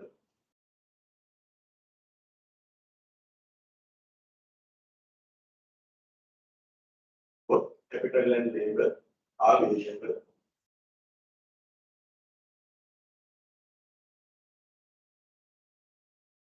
So we have two different production functions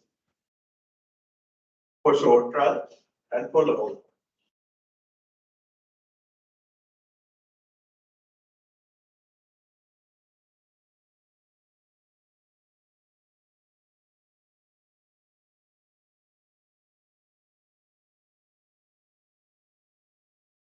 Production depends on the amount of input. What does these production functions say here? Number of units produced, or the amount of output produced, volume of output produced, depends on the level of inputs, or the amount of inputs, the quantity of inputs, the volume of input.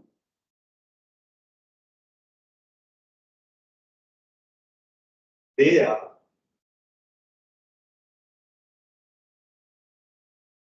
independent variables.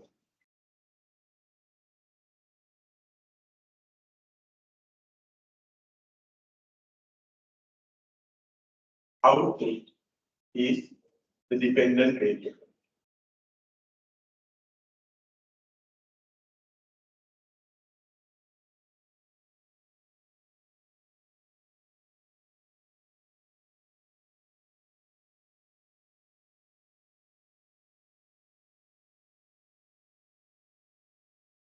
Okay. First, we discuss production theory in the short run. As I told you before, at least one variable should be fixed, and for the convenience of our discussion, we talk only about capital and labor. Only for our convenience, we talk only about capital and labor, and between capital and labor, capital is assumed to be fixed. The above production function shows the maximum rate of output.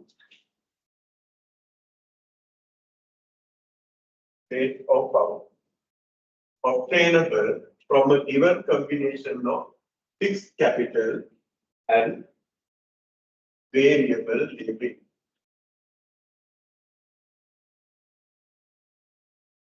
Maximum rate of output obtainable from a given combination of fixed capital and variable labor. The production function shows the maximum output level. Maximum output level. It doesn't show anything below that. So this Q is the maximum possible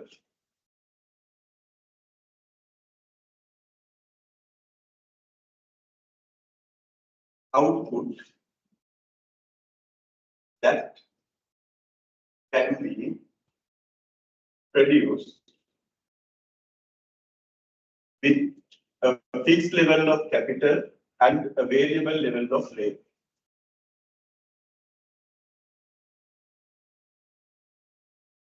It's about the maximum possible level of output, not anything below that.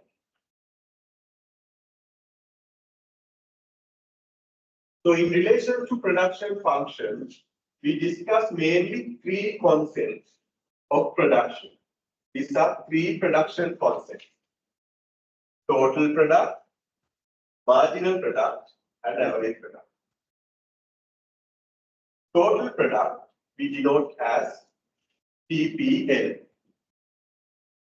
Actually, it is total product of labor. This is also marginal product of labor. This is also average product of labor. Why do I say that? Total product of labor, marginal product of labor, average product of labor. Why I have labeled them with these labor? Because since capital is fixed, changes in output, changes in total product entirely depends on what? Labor. If we want to increase production, if we want to increase total production, we should increase labor. If we want to reduce total production, we should reduce labor. Do we have to anything do with capital? No, because capital is already fixed. Capital is already fixed. So, since capital is fixed, we can rewrite this production function as Q is a function of labor. Q is a function of labor and capital is fixed. We can remove capital from this function because the level of output entirely depends on labor because capital is fixed. If we want to increase Q, we should increase L. If we want to reduce Q, we should reduce L. We can't do anything regarding capital because the level of capital is already fixed. That's why I label these concepts as of labor. And these subscripts are for that. Total product of labor, marginal product of labor, average product of labor. Also, we can denote total product as Q. So total product we can denote as either TPL or Q. Both mean the same thing. Total product. The number of units produced. Total product is number of units produced. Volume of output. It's a function of labor. That is why we have capital, the fixed amount. Q entirely depends on L. That doesn't mean that we don't use capital to production, in the process of production. Yes, of course, we utilize capital in the production process, but the level of output, the level of Q entirely depends on L. And then we have this marginal product concept. What does it mean? Marginal. Marginal means a small change. Small change in production. Output. Change in output. So marginal product is all about a change in output. Change in T or change in TP. As a result of change in labor by 1 unit. As a result of labor by 1 unit. So marginal product of labor, the definition is change in total product or change in total output. Change in total product or change in total output. As a result of change in labor by 1 unit. By 1 unit. Exactly, it's about 1 unit. Change in total output or change in total product. As a result of a change in labor, input by 1 unit. By 1 unit. For example, let's say total product increases by 20 units when we hire one additional labor. So NPL changing Q is 20, changing L is 1. So the marginal product is 20. Output increases by 20 units when the firm hires one additional labor. So marginal product is 20 in this case. If the firm faces an increase in output by 20 units, when they hire two additional laborers,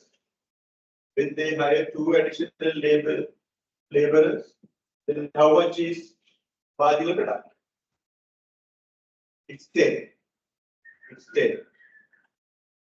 10 large. Because by hiring one additional labor, total product changes only by 10 because they have hired 20. So they have hired 2 labor. Because of hiring 2 labor, they have increased production by 20 units. So the marginal product is only 10 units because our definition talks only about a change in one labor unit. Our definition, according to the definition of marginal product, it's the change in total output or change in total product as a result of change in labor by 1 unit. Always keep in mind that we define marginal product based on 1 unit change in labor. 1 unit change in labor.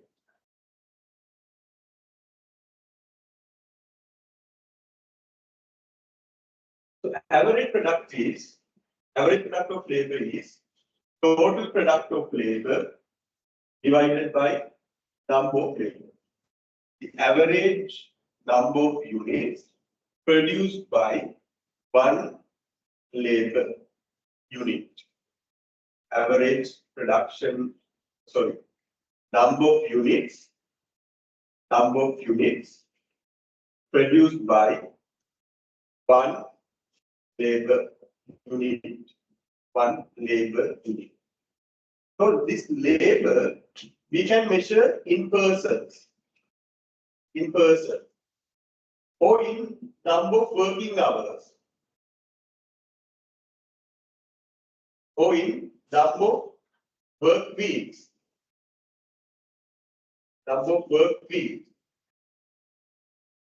So we can measure labor in different ways. We can measure labor in persons, like 1 person, 2 person, 3 person, 4 person, like that. Or we can measure labor in number of hours. So for example, let's say there are only 2 people working in the firm. So I work 8 hours per day.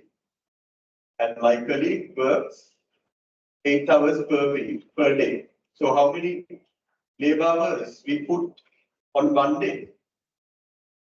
60.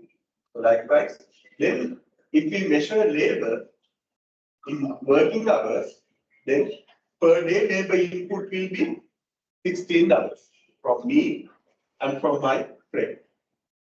And also we can measure labor in number of work weeks, number of months. Likewise, we can decide how do we measure labor based on our convenience. Based on our convenience, we can decide on which basis we will measure labor input. Anyway, if we measure labor input today using number of persons, we should continue the same measurement for the entire period. Measuring labor in persons today and measuring labor in working hours tomorrow, it's not rational. It's not possible. So we have to be consistent. If we measure labor in persons consistently we have used that basis to measure labor yield. So if we take like labor is work weeks, so working hours, average product of labor is number of units produced within one working hour. Number of units produced within one working hour. If we measure labor in persons, then average product of labor is what? Number of units produced by one labor. Number of units produced by one labor. So depending on the definition of labor, the definition of average product will be different. So broadly we can say, in general we can say average product of labor is number of units produced by one labor unit. By one labor unit. That unit can be a person, that unit can be an hour, the unit can be a work week, anything. Depending on our convenience, we can use any measurement to measure labor. Got it?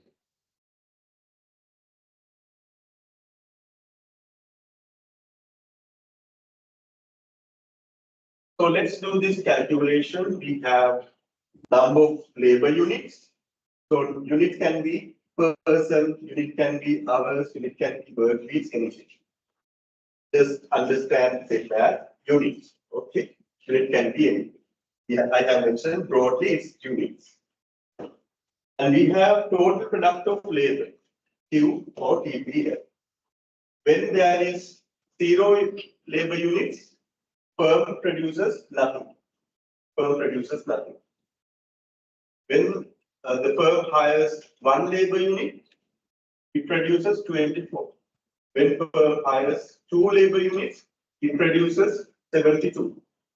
Number out. Then measure average product. Average product definition should have TPL divided by L. We have TPL here, we have L here. So divide TPL by corresponding L. 0 divided by 0, it's meaningless. So I put a dash here. 24 divided by 1, it's 24. Likewise, complete the rest.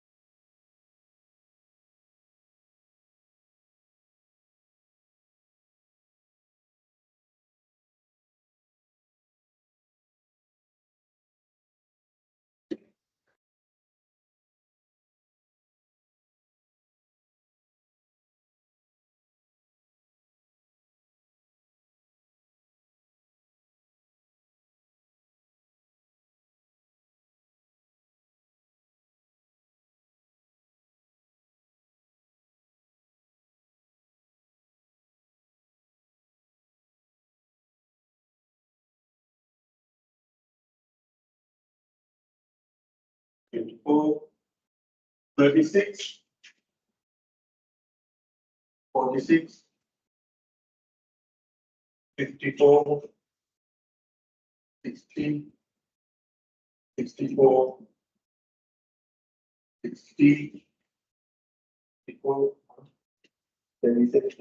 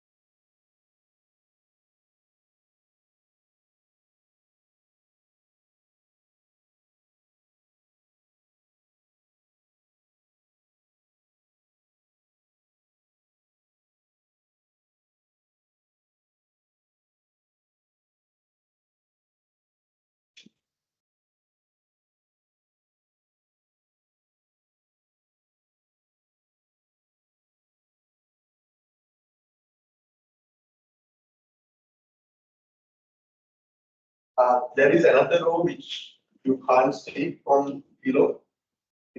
12th output, and TPL is 550. Okay.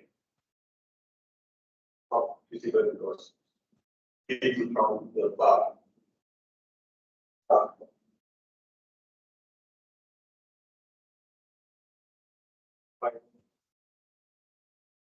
46.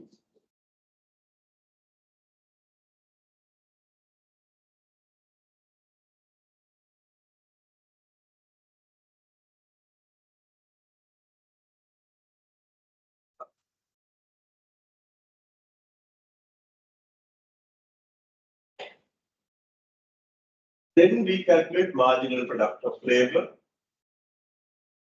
Marginal product of labor is a marginal concept. Marginal means it's a concept between two levels. It's a concept between two levels of labor.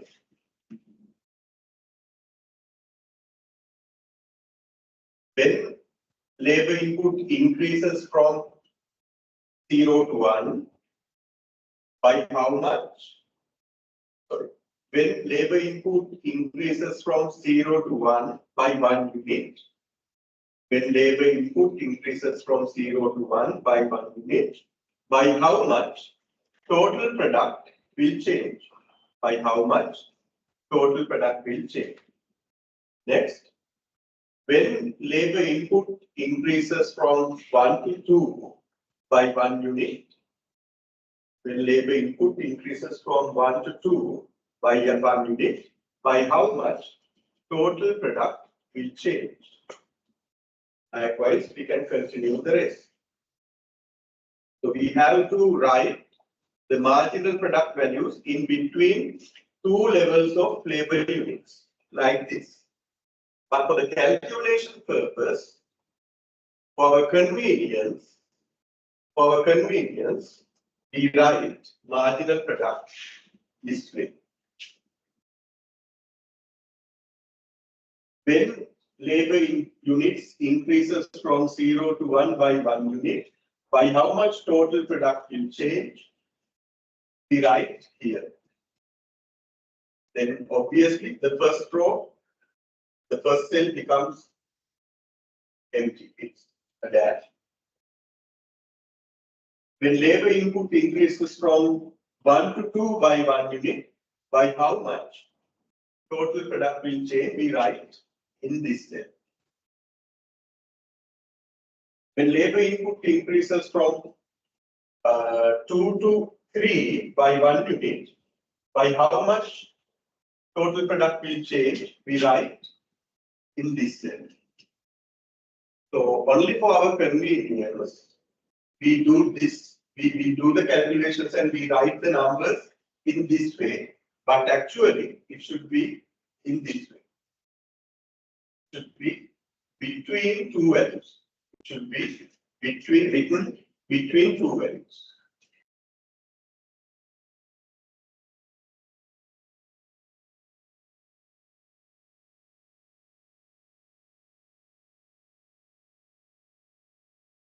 So here the value is when number of labor units increases from 0 to 1, total product increases from 0 to 24. From 0 to 24, that is 24 divided by 1. 24 divided by 1, which is 24. This is change in TPL. This is change in L. The formula to calculate marginal product of labor is change in TPL divided by change in L. So here, from 0 to 1 labor units, change in TPL is 24, change in L is 1.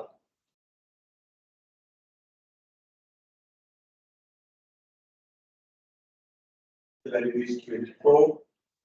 Here,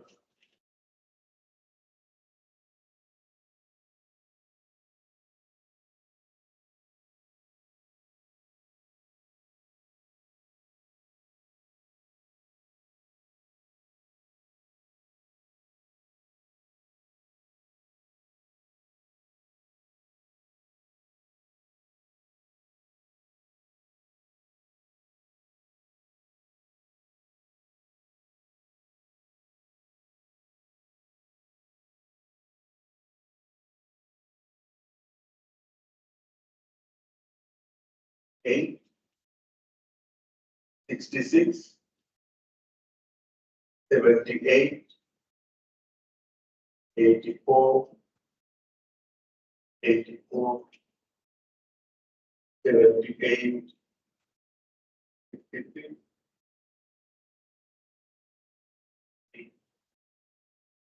24, minus 6. It's minus 6 because change in TP is change in TPL is minus 6. You can see it reduces from 600 to 594.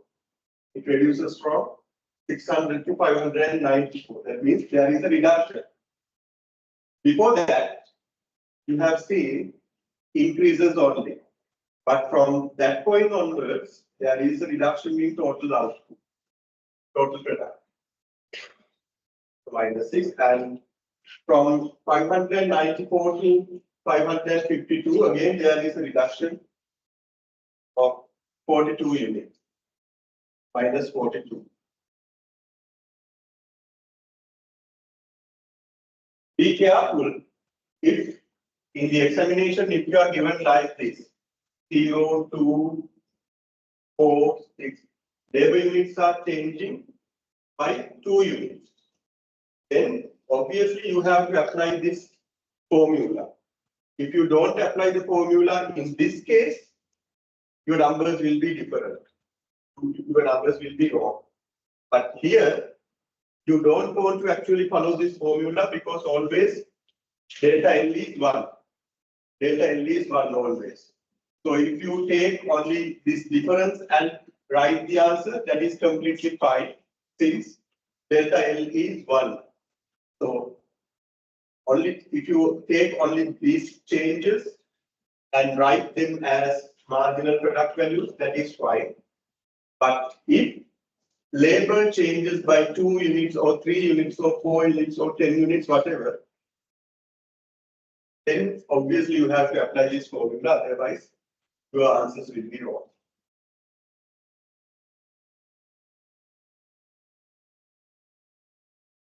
Okay, then let's draw these values in diagram, in a diagram.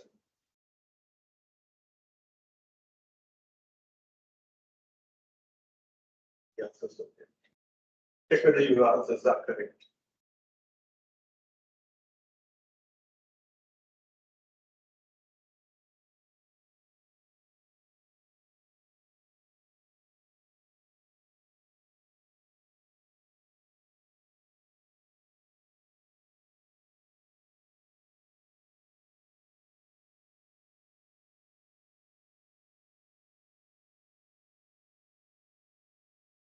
if you want, we can mention the level of capital also in a column, but it's not shown here.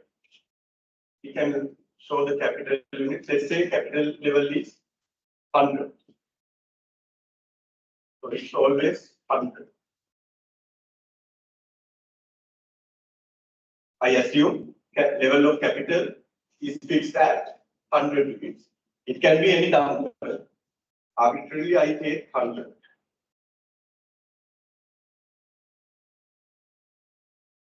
But it's not shown because it's fixed.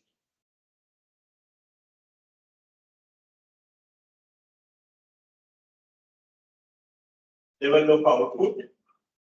The changes in level of output, the total product, depends only on labor, not on capital.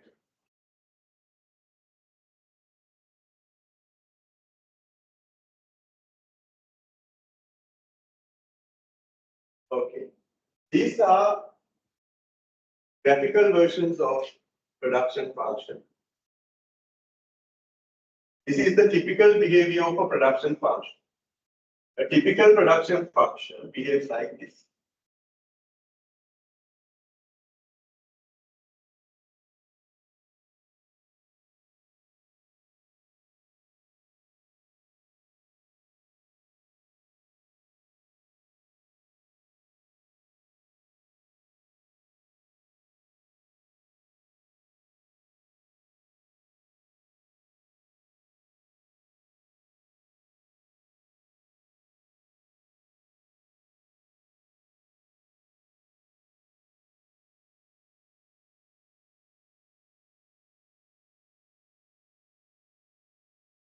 We put number of labor units on the horizontal axis. We put number of labor units on the horizontal axis.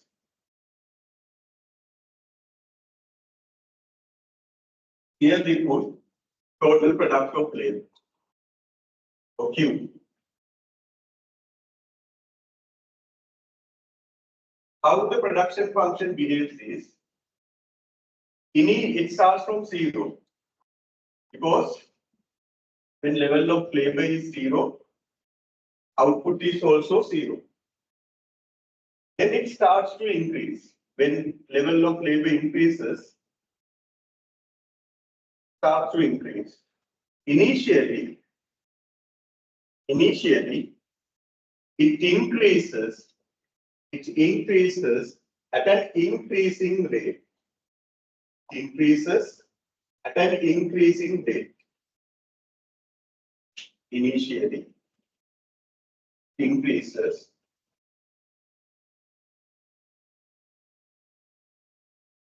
increasing rate.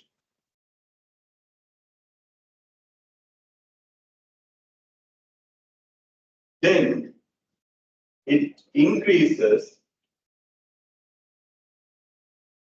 at a decreasing rate.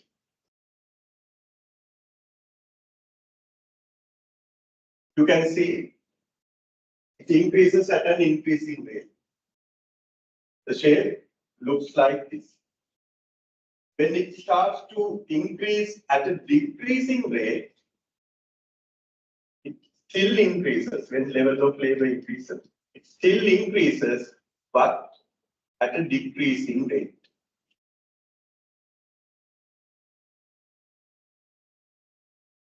At a decreasing rate.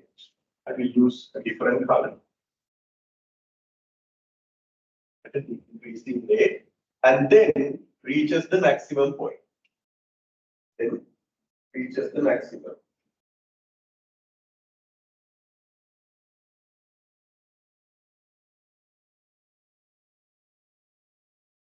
And then starts to fall. Then starts to fall. Starts to fall.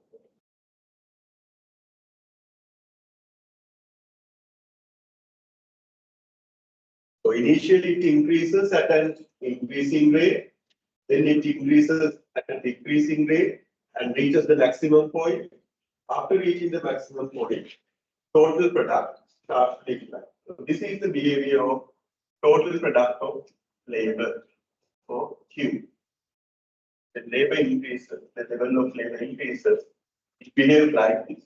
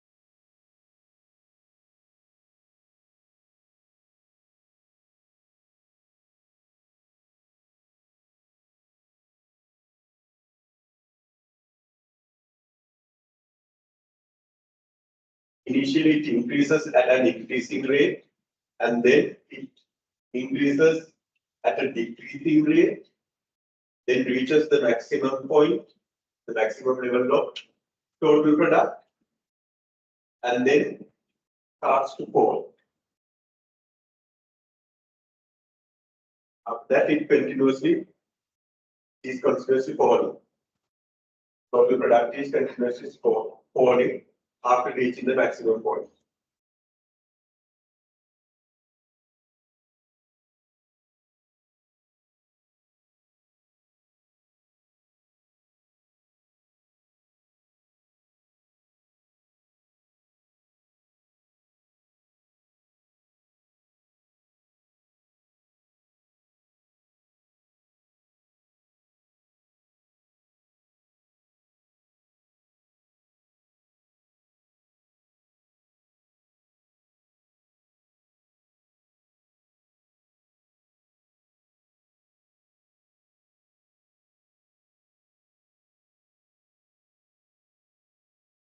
We can derive average product and marginal product curves from this curve.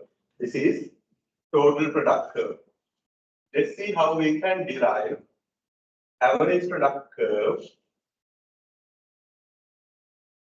Before that, let's derive marginal product curve first.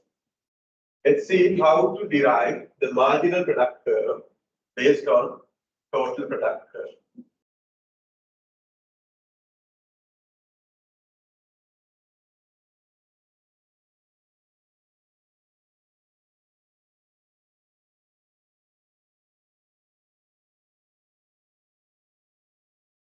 I draw them in a different but parallel curve. Here first I mark marginal product of labor, then I will mark average product of labor from zero.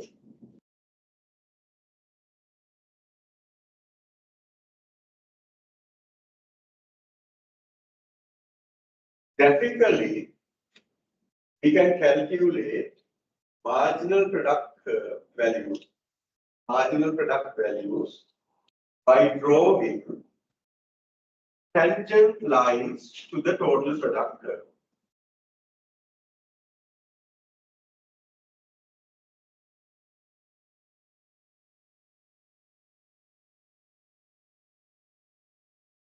we can draw tangent lines to the total product curve to calculate marginal product value.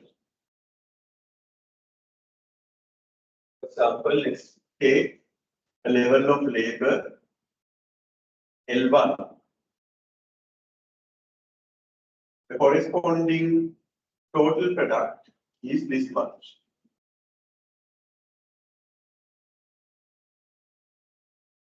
Let's say it's 20 units. What is the marginal product of labor at this point? To calculate that, we have to draw a tangent line. A tangent line. In singular, we call it Parshaka. We have to draw a tangent line to this point, to this exact point. So the tangent line will be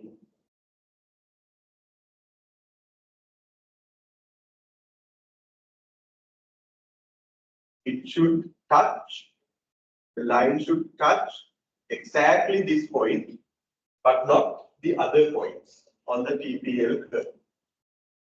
The tangent line should touch only this point, okay? Not any other point. That's the purpose of drawing a tangent line. The tangent line should touch only a particular point on TPL. Then we measure its slope. Slope is what? Delta TPL over delta L. The slope of the tangent line is delta TPL over delta L.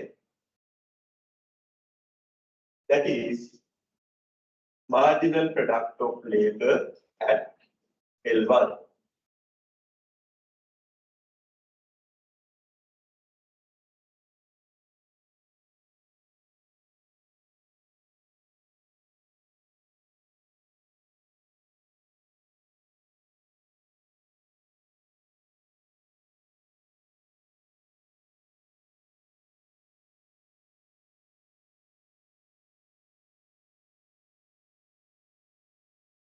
Then take another level of labor, L2,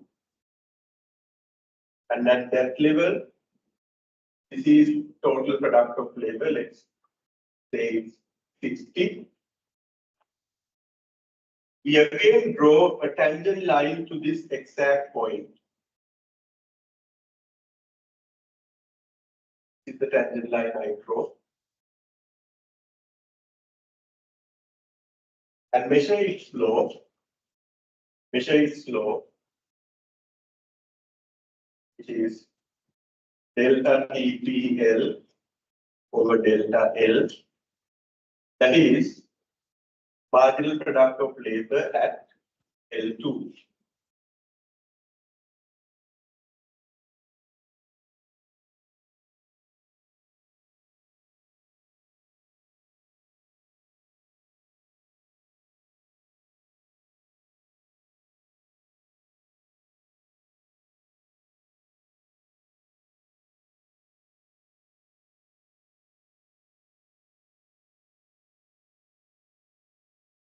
Still, I am in the range where TPL is increasing at an increasing rate. Okay, I'm still discussing these values regarding the region where TPL is increasing at an increasing rate.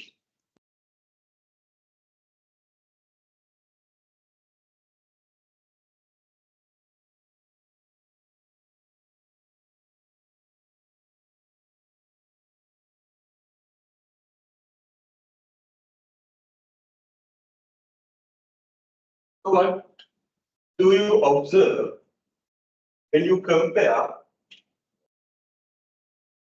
this MPL and this MPL? Which is higher? Which is higher?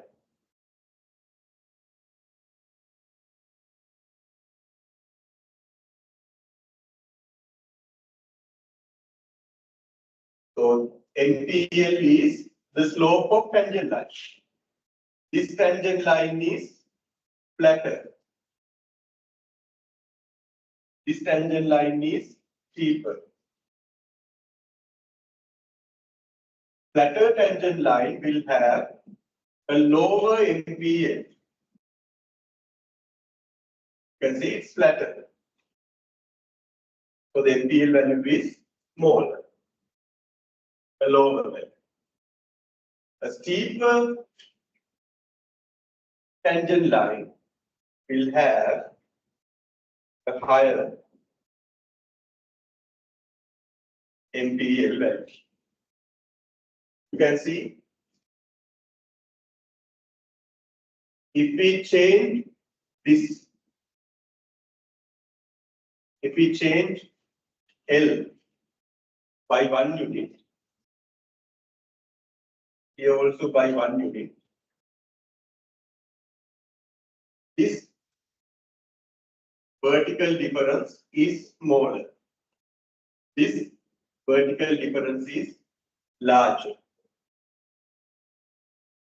That's why the flatter tangent line reports a lower NPL. The steeper tangent line reports a higher NPL.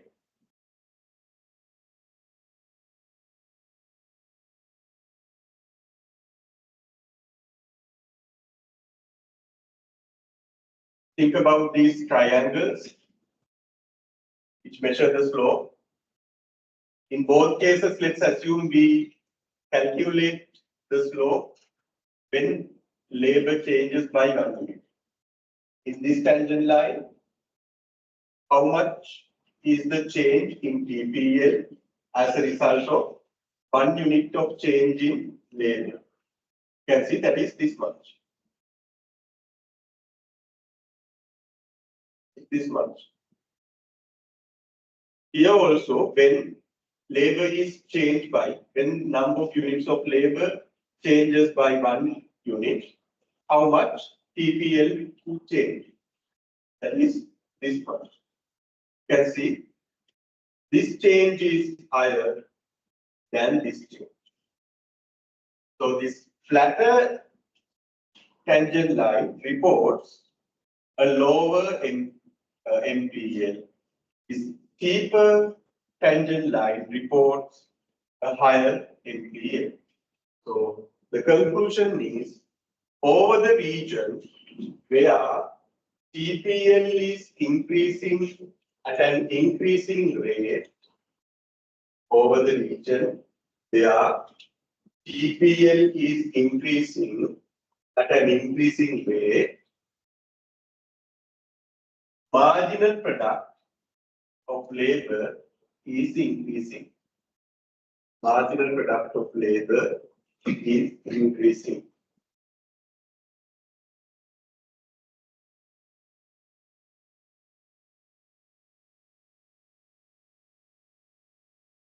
That is why we say there is an increasing rate. TPL is increasing, but at an increasing rate. That increasing rate is MPL. That increasing rate is nothing else. That is MPL. So, rate of change in TPL is measured by MPL. Rate of change in TPL is measured by MPL.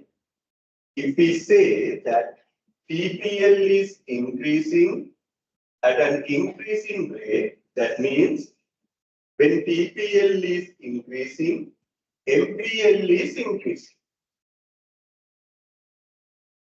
When we say that MPL is increasing at an increasing rate, it means that TPL is increasing at the same time. MPL is also increasing because MPL measures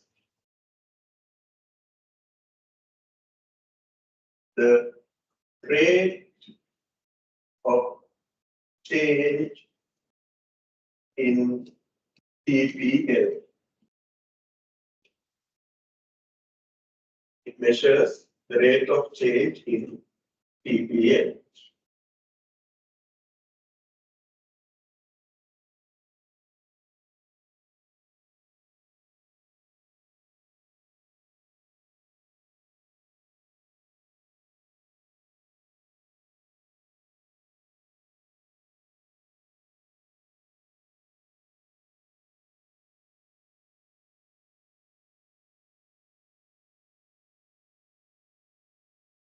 I will keep this note for further reference, future reference. Okay.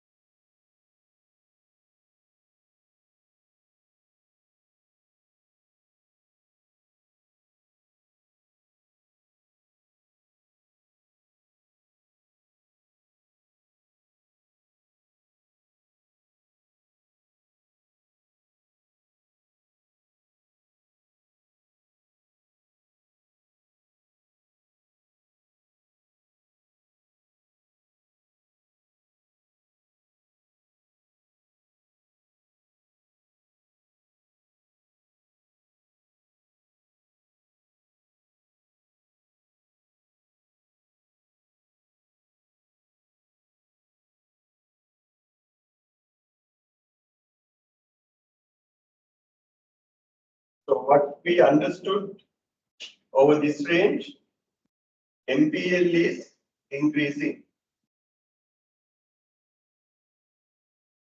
MPL is increasing.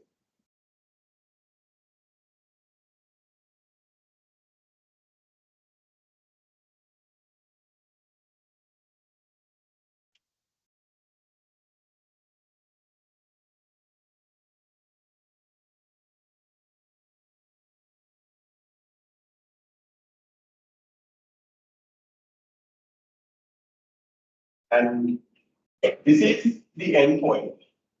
This is the end point, or this is the start point from which onwards the TPL starts to increase at a decreasing rate. Over this range, TPL is increasing at a decreasing rate. So as I told you earlier, MPL measures the rate of change. Here TPL is increasing but at a decreasing rate. That means what? MPL should be decreasing. MPL should be decreasing.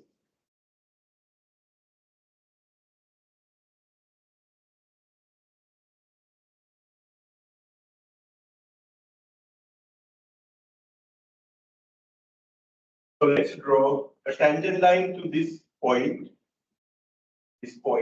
where from which onwards TPL starts to increase at a decreasing rate.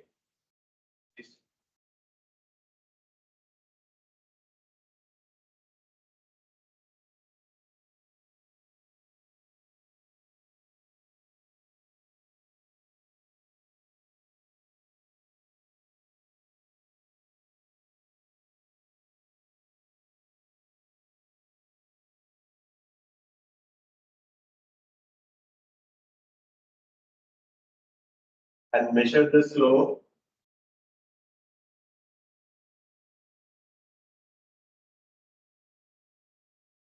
And again draw a tangent line to this point and to this point.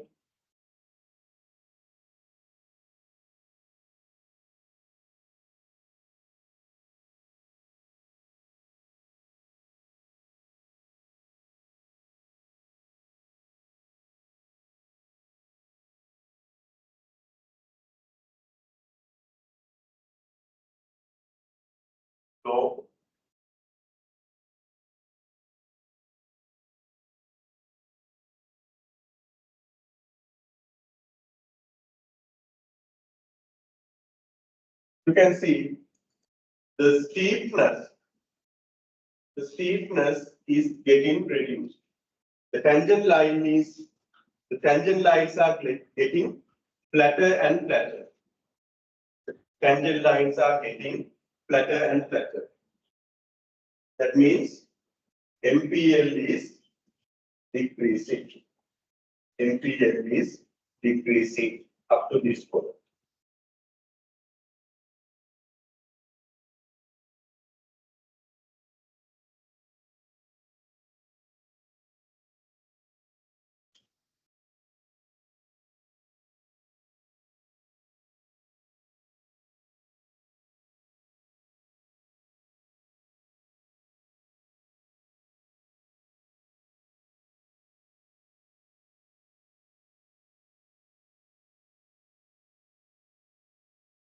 And here,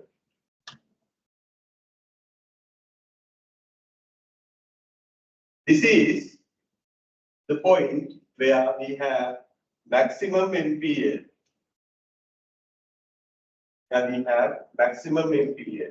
Because this is the tangent line. This is the tangent line with the highest, that is the steepest tangent line. Steepest tangent line that we can draw to any point on the entire TPL curve. This point is found where? It is found from the point where this rate changes. Before this point, TPL is increasing at an increasing rate. After this point, TPL is increasing at a decreasing rate. So this is the point that marks the change in rate of change. This is the point which marks the shift in rate of change. So at that point, we can draw the steepest tangent line.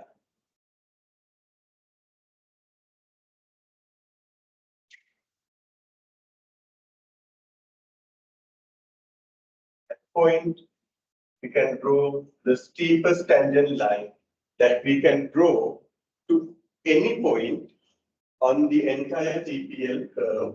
Because of that, that is the point where we have the maximum MPL. The maximum MPL.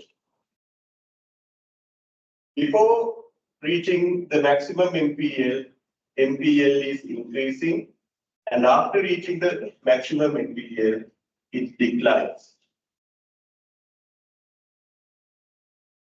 Sorry, here I made a new mistake.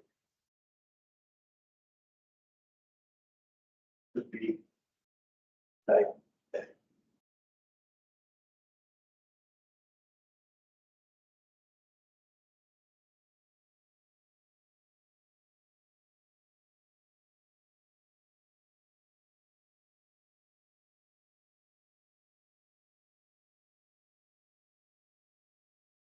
And let's talk about this point where TPL is maximum. This is the point where TPL is maximum, the highest level of TPL. If we draw a tangent line to that point, the tangent line is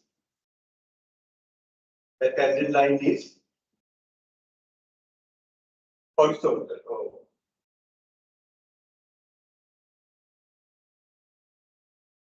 It's parallel to horizontal axis. Parallel to horizontal axis. A line parallel to horizontal axis takes a slope value of what? The horizontal line. What is the slope value of a horizontal line? 0. The slope of this horizontal line is 0.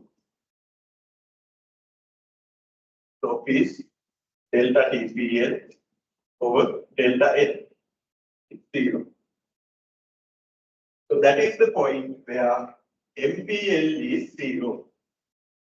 MPL is 0. When TPL reaches maximum, when TPL reaches the maximum, MPL becomes 0. MPL reports 0. For any horizontal line, the slope value is 0.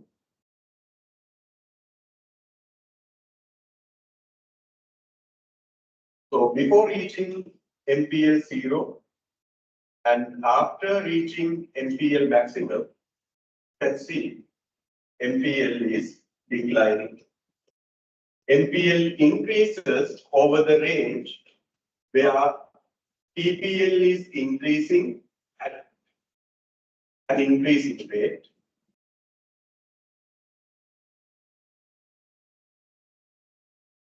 MPL declines over the range where TPL is increasing at a decreasing rate.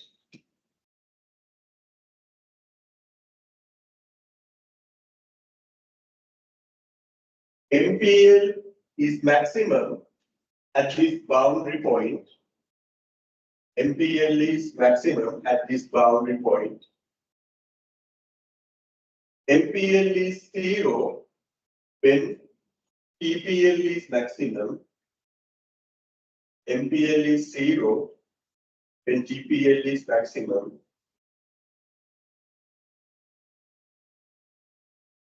And after that, what happens to MPL? Again, let's see.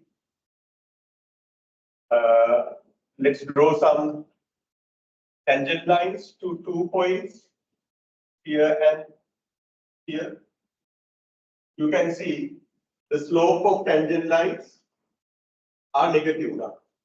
Here, it's a negative MPL. Here also, it's a negative MPL.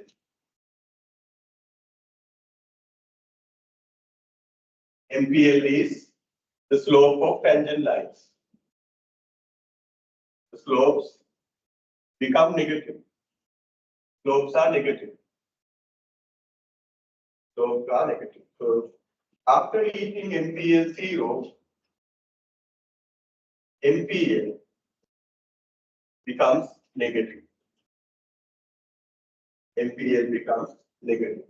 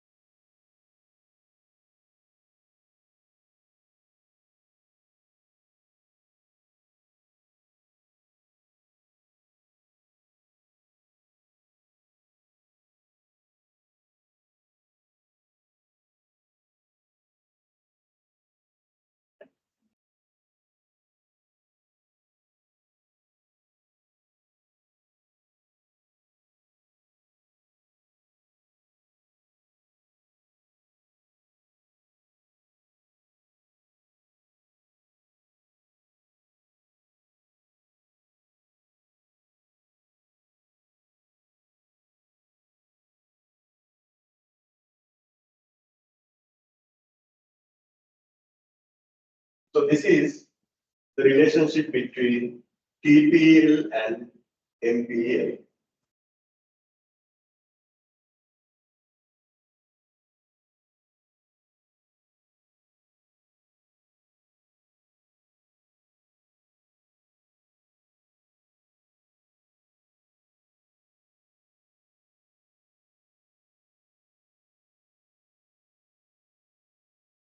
And then let's talk about APL.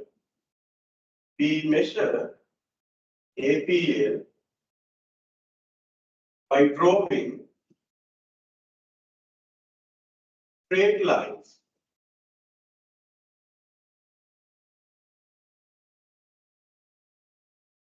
to each point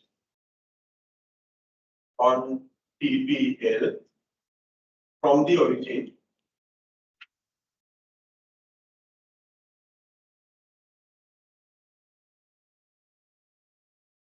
this line from the origin.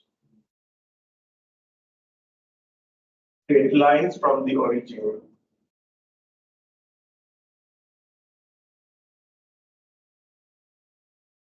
to each point on the TPL. This is the origin. From the origin, we draw straight lines to each point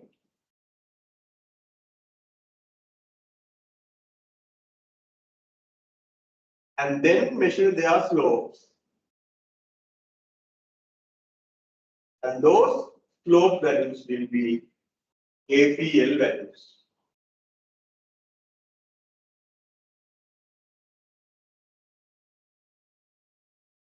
To calculate MPL, we drew tangent line and then measured their slopes. Those slope values of tangent lines were MPL values. Slopes of tangent lines were MPL values. But here we are not drawing tangent lines, we are drawing just straight lines from the origin. Origin is this. And then measure their slope values. Those slope values become APL values. So let's take this point at L1 and draw a tangent line from the origin. From the origin, I draw a tangent line. So tangent line and I draw a straight line. I draw a straight line, not a tangent line. And again to this point, I draw a straight line. Again to this point, I draw a straight line. Again to this point, I draw a straight line.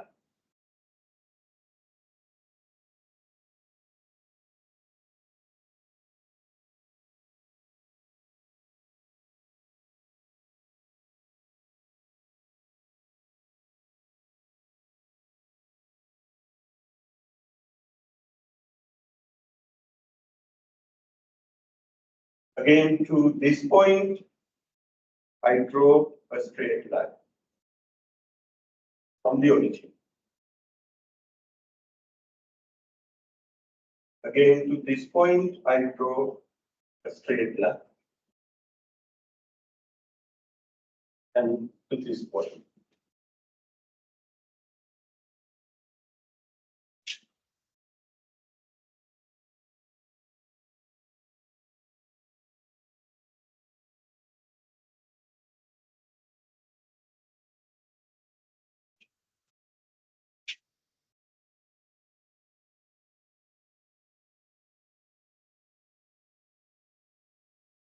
It's having undo, but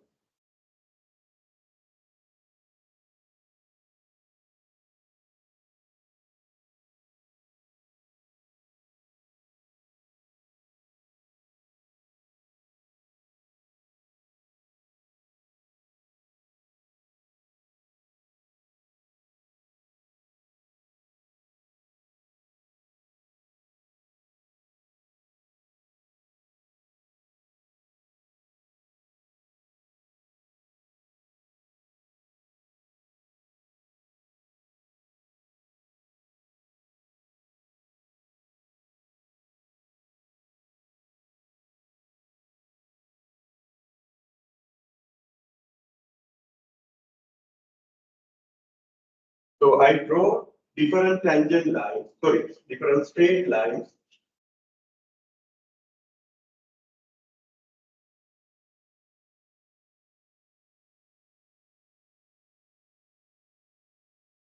I draw straight lines from the origin to different points on the TPA.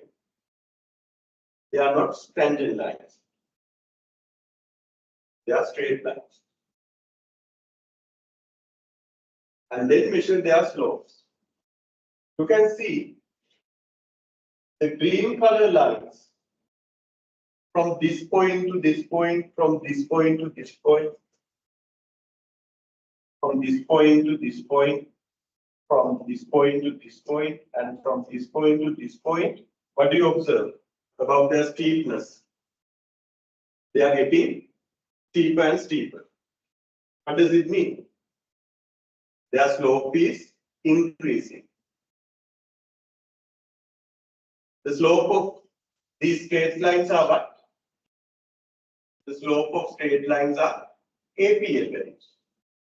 Since their slope is getting higher, the straight line slope is getting higher, that means APL is increasing. APL increasing up to this point, and that is the point, and this is the straight line, this is the straight line, that is the steepest straight line, steepest straight line from the origin that we can draw to any point on TPL. That means what? That is the point where APL is maximum. That is the point where APL is maximum. Up to that point, you can see the steepness of straight lines. The steepness of straight lines is increasing.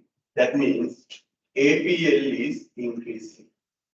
APL is increasing. APL is increasing from this point to this point, this point to this point, and this point to this point. And at this point, APL reaches the maximum. This point, APL reaches the maximum.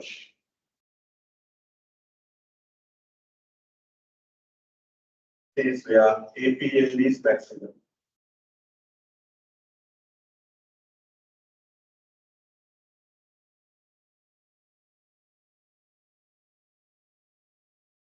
Up to that point, APL is increasing.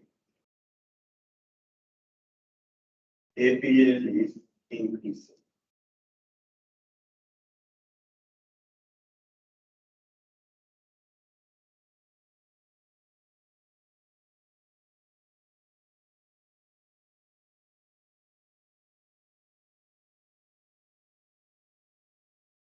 And after this steepest straight line, after this steepest straight line, the purple color straight lines, but how we can interpret them? After reaching this steepest straight line, you can see the steepness is getting reduced. The steepness is getting reduced. That means on these straight lines, on these purple color straight lines, APL is reducing. APL is reducing. So after reaching the maximum point, APL is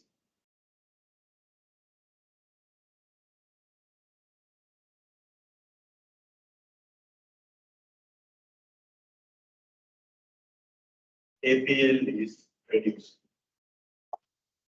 So green color straight lines, you can see they keep increasing.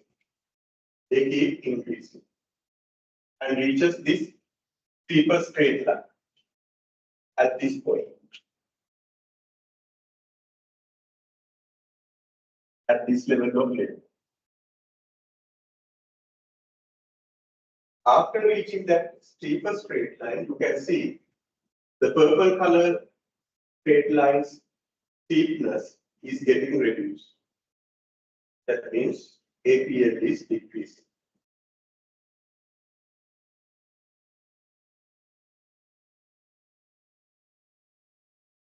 But always APL is positive. Always APL is positive. APL doesn't take negative values. APL doesn't take negative values. What is the definition of APL? TPL divided by L. Can TPL become a negative number? Can total output, volume of output, number of units produced, can be expressed in negative numbers? No, it doesn't happen. So always TPL is positive, not negative. Labor also, can we say negative 20 units of labor, negative 50 units of labor. Likewise, we don't say negative, we don't assign negative numbers for labor. So labor is also positive. Since both TPL and L are positive, always APL is positive. That's why APL doesn't go beyond the horizontal axis. APL doesn't go beyond horizontal axis.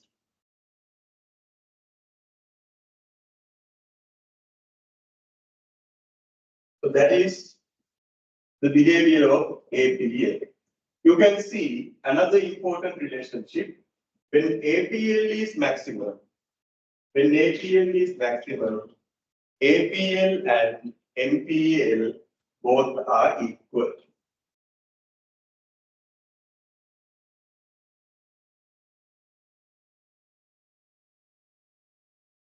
When APL is maximum, both APL and MPL are equal at the same point.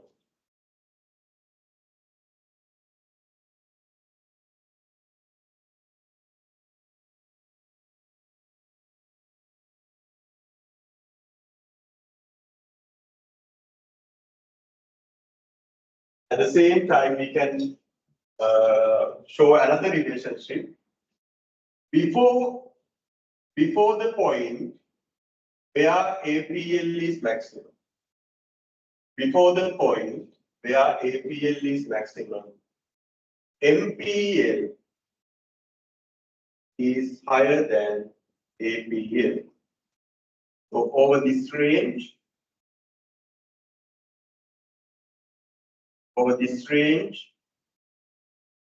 APL is higher than, sorry, MPL is higher than APL. APL curve lies above APL. MPL curve lies above APL.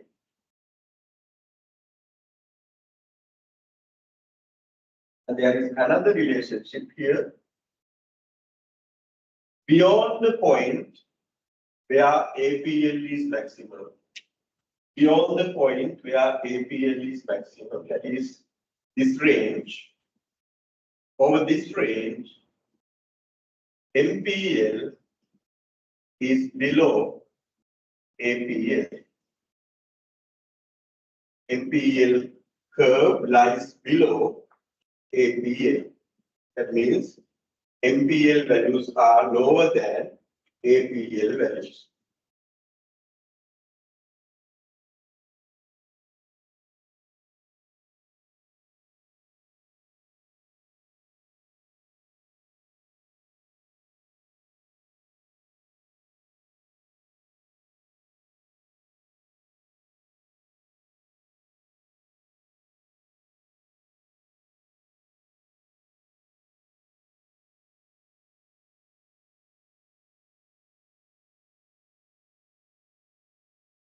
Any questions?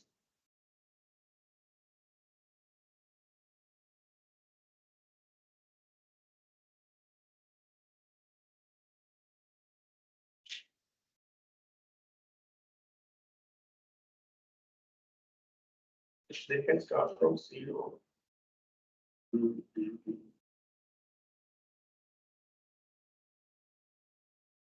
We can actually measure APL and MPL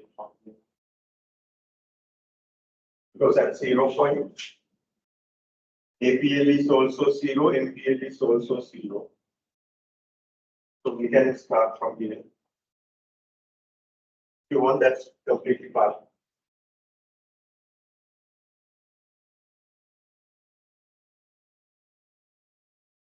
Obviously, APL is 0. MPL is also 0 because we can measure MPL with a very tiny change in L. So yes, MPL also can be seen.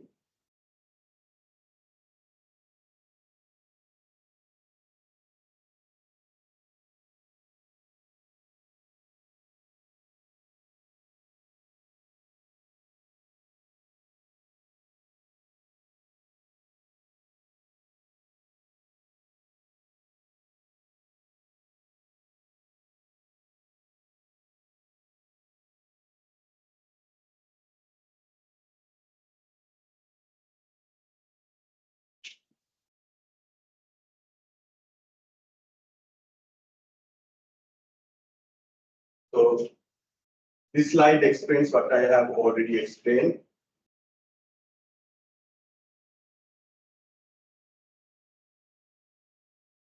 Okay, based on the behavior of these cost curves, we can distinguish between 3 stages of production in the short run. There are 3 stages in production in the short run. Stage 1 starts from 0, level of output.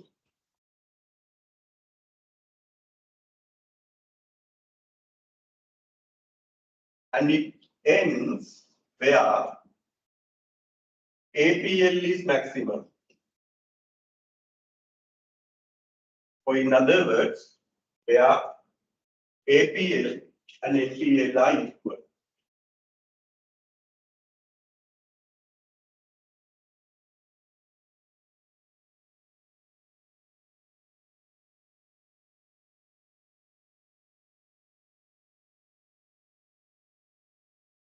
And the stage 2 of production starts from that point. Starts from the point where APL is maximum. Or in other words, it starts from the point where APL and NPL are equal. And it ends where MPL is 0. Where MPL is 0.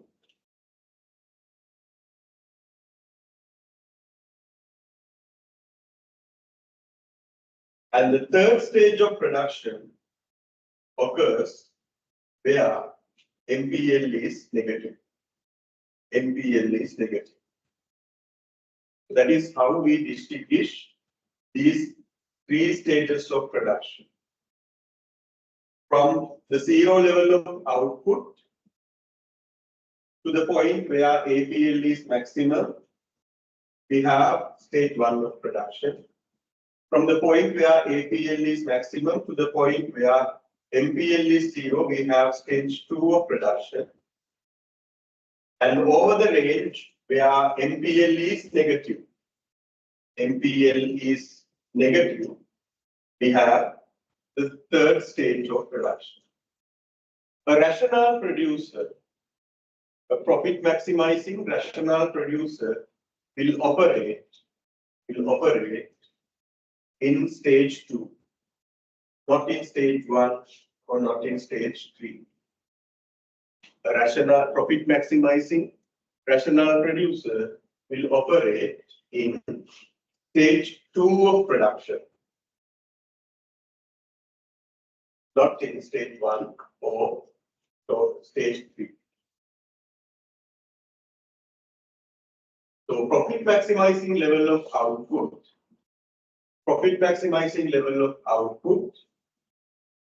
will occur somewhere in stage 2. Profit maximizing level of output will occur somewhere in stage 2.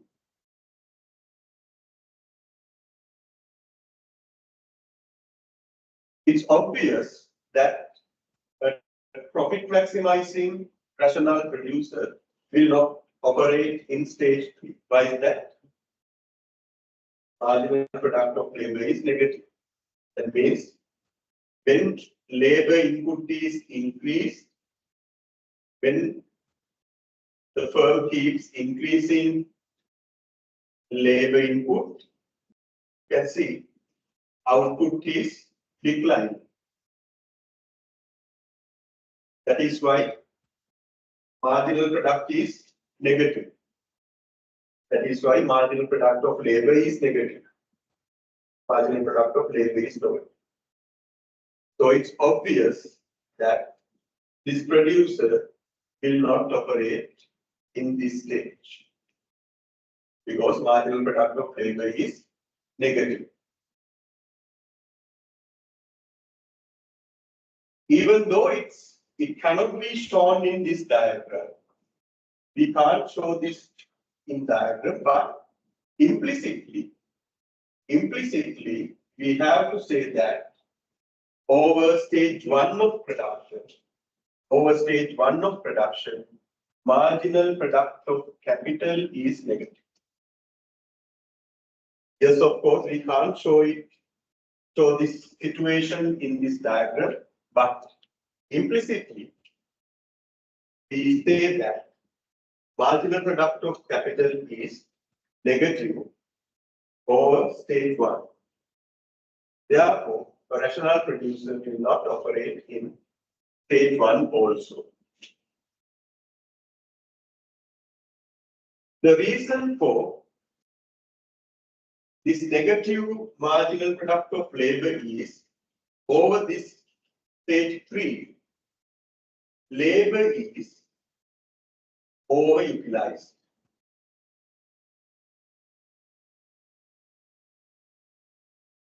Labor is overutilized. We have a fixed level of capital.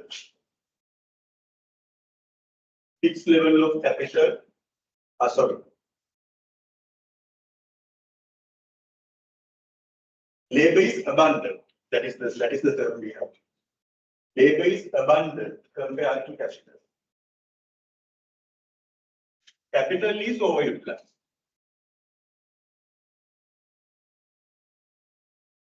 Labor is abundant.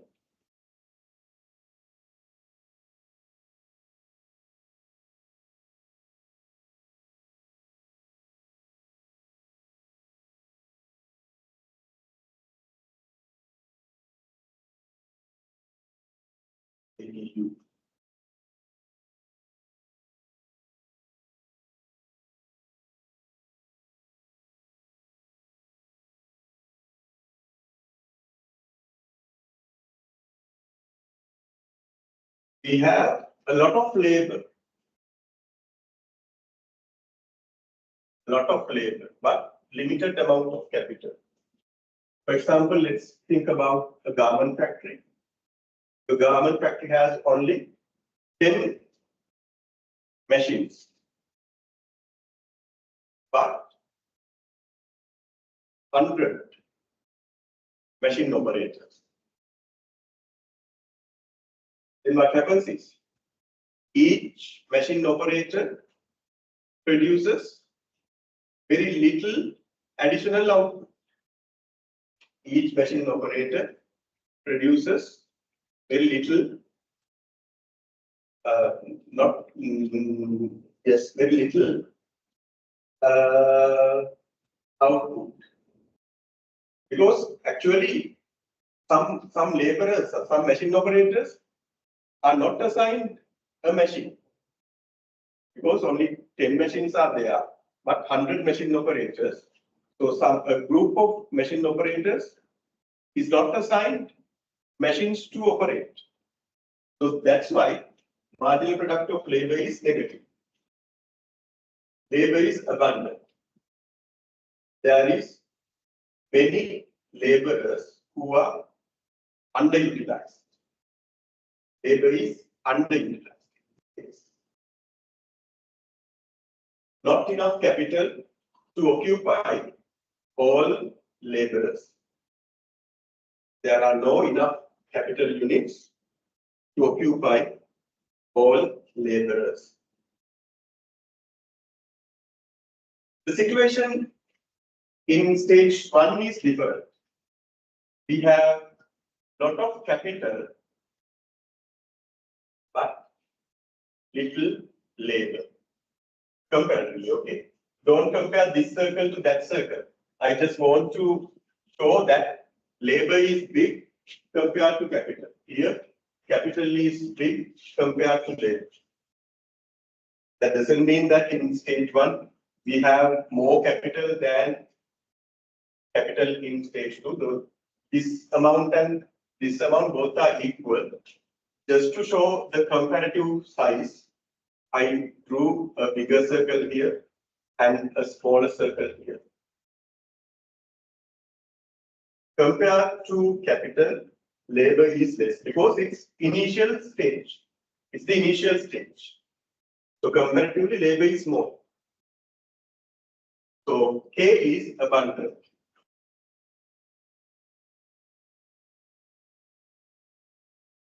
K is abundant. K is underutilized. We have 10 machines, but only 2 or 3 machine operators. We have 10 machines, but only 2 or 3 machine operators. That's why MPK is negative.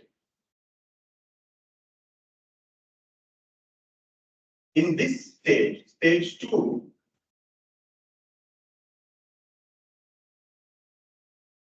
both capital and labor not abundant, they are balanced. Capital and labor units are balanced. They have kind of a balance. They are sufficient enough to operate. We have sufficient number of machines. We have sufficient number of machine operators. So over this range, both MPK and MPL are positive. Both MPK and MPL values are positive in stage 2. That is why a profit maximizing rational producer wants to produce in stage 2 rather than in stage 1 or stage 3. Because in stage 1, MPK is negative. Why is that? Capital is abundant. Compared to the amount of capital, there is no sufficient amount of labor. In the case of stage 3, labor is abundant. That means compared to the amount of capital, we have plenty of excess labor. Therefore, MPL is negative. In stage 3, both MPK and MPL are reporting positive values because there is a balance between capital units and labor units.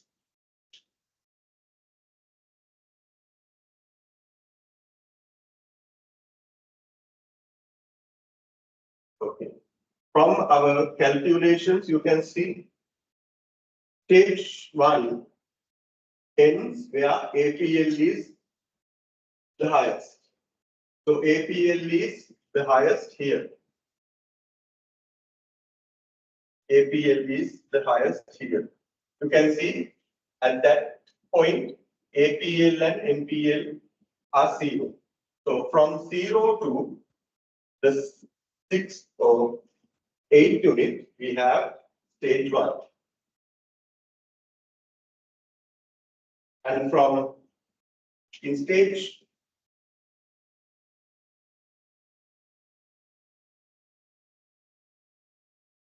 in stage 2, it ranges from the maximum point of APL to 0 point of NPL, 0 level of NPL. You can see after this point,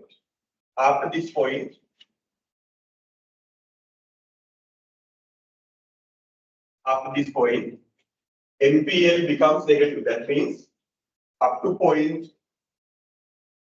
10, NPL is negative. NPL is positive, not negative. Therefore, over this range, we have stage 2. When NPL is negative, we have stage 3.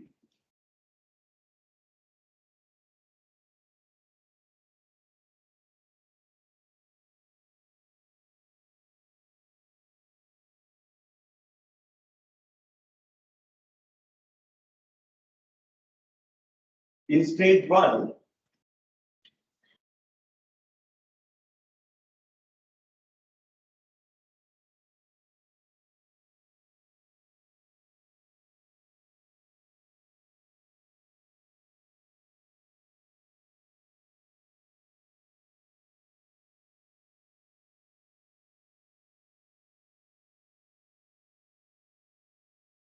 you don't want to understand this, just forget about these explanations.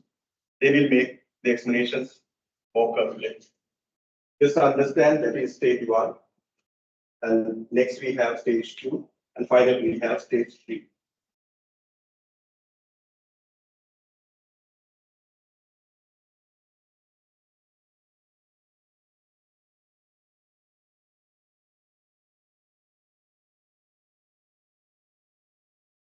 Okay, these are the characteristics I have already explained. Stage 1, TPL increases at an increasing rate. That means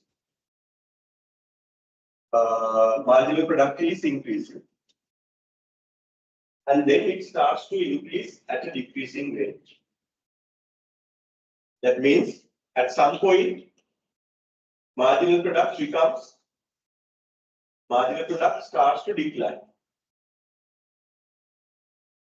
And NPL increases initially and then starts to decline. That is a different way to express the first point. The first point is expressed differently in second point. Don't get confused. And at the end of the stage 1, APL reaches the maximum point.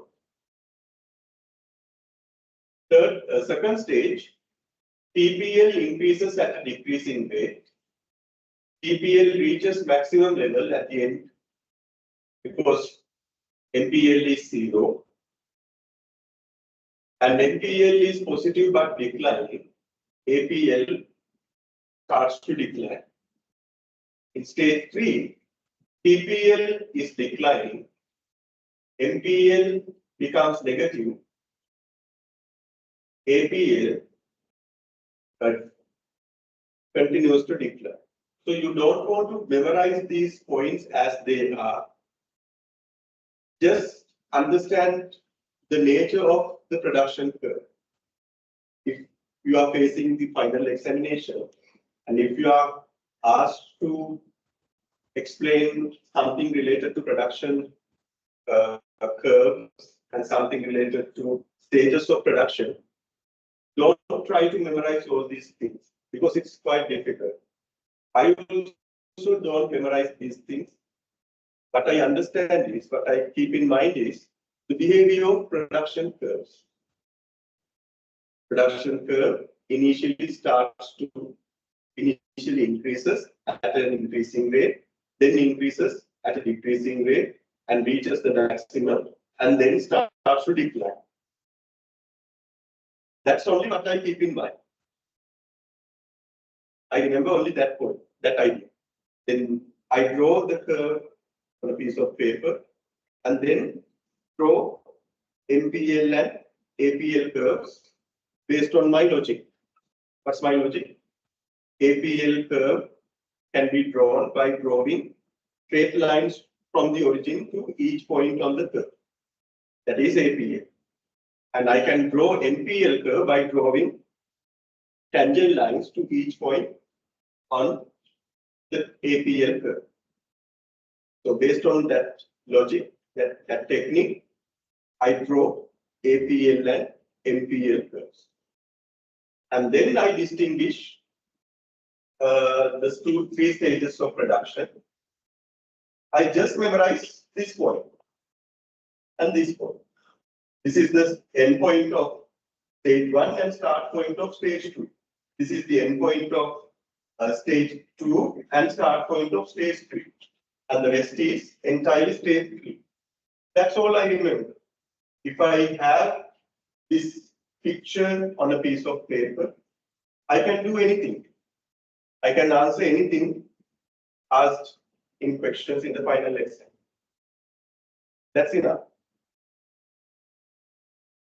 You don't want to memorize these points. Got it? So try to draw the graphs by yourself. Try to distinguish the stages of production by yourself and understand what kind of relationships are there among TPL, MPL, and APL. That's completely enough. Okay, I don't think we have enough time. It's almost 12. Can we stop here? I wanted to finish all these slides, but it took considerable time. Anyway, I will cover the rest in the next session. So we will meet next Sunday, right? Any question?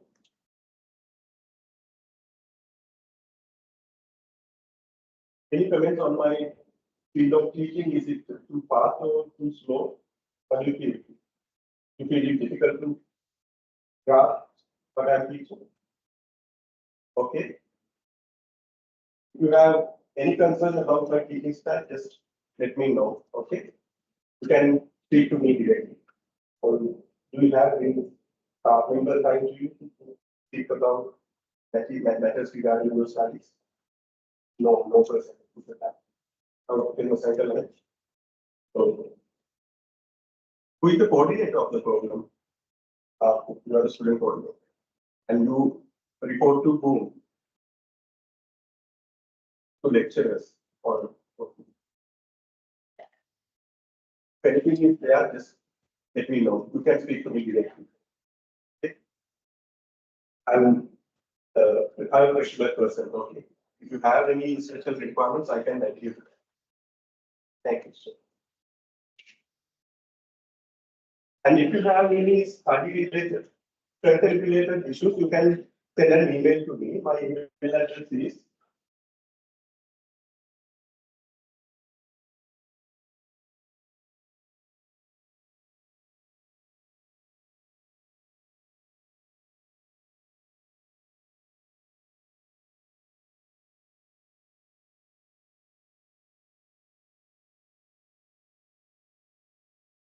ilan.r@sjp.ac.in. No space between any letters. Without space, ilan.r@sjp.ac.in.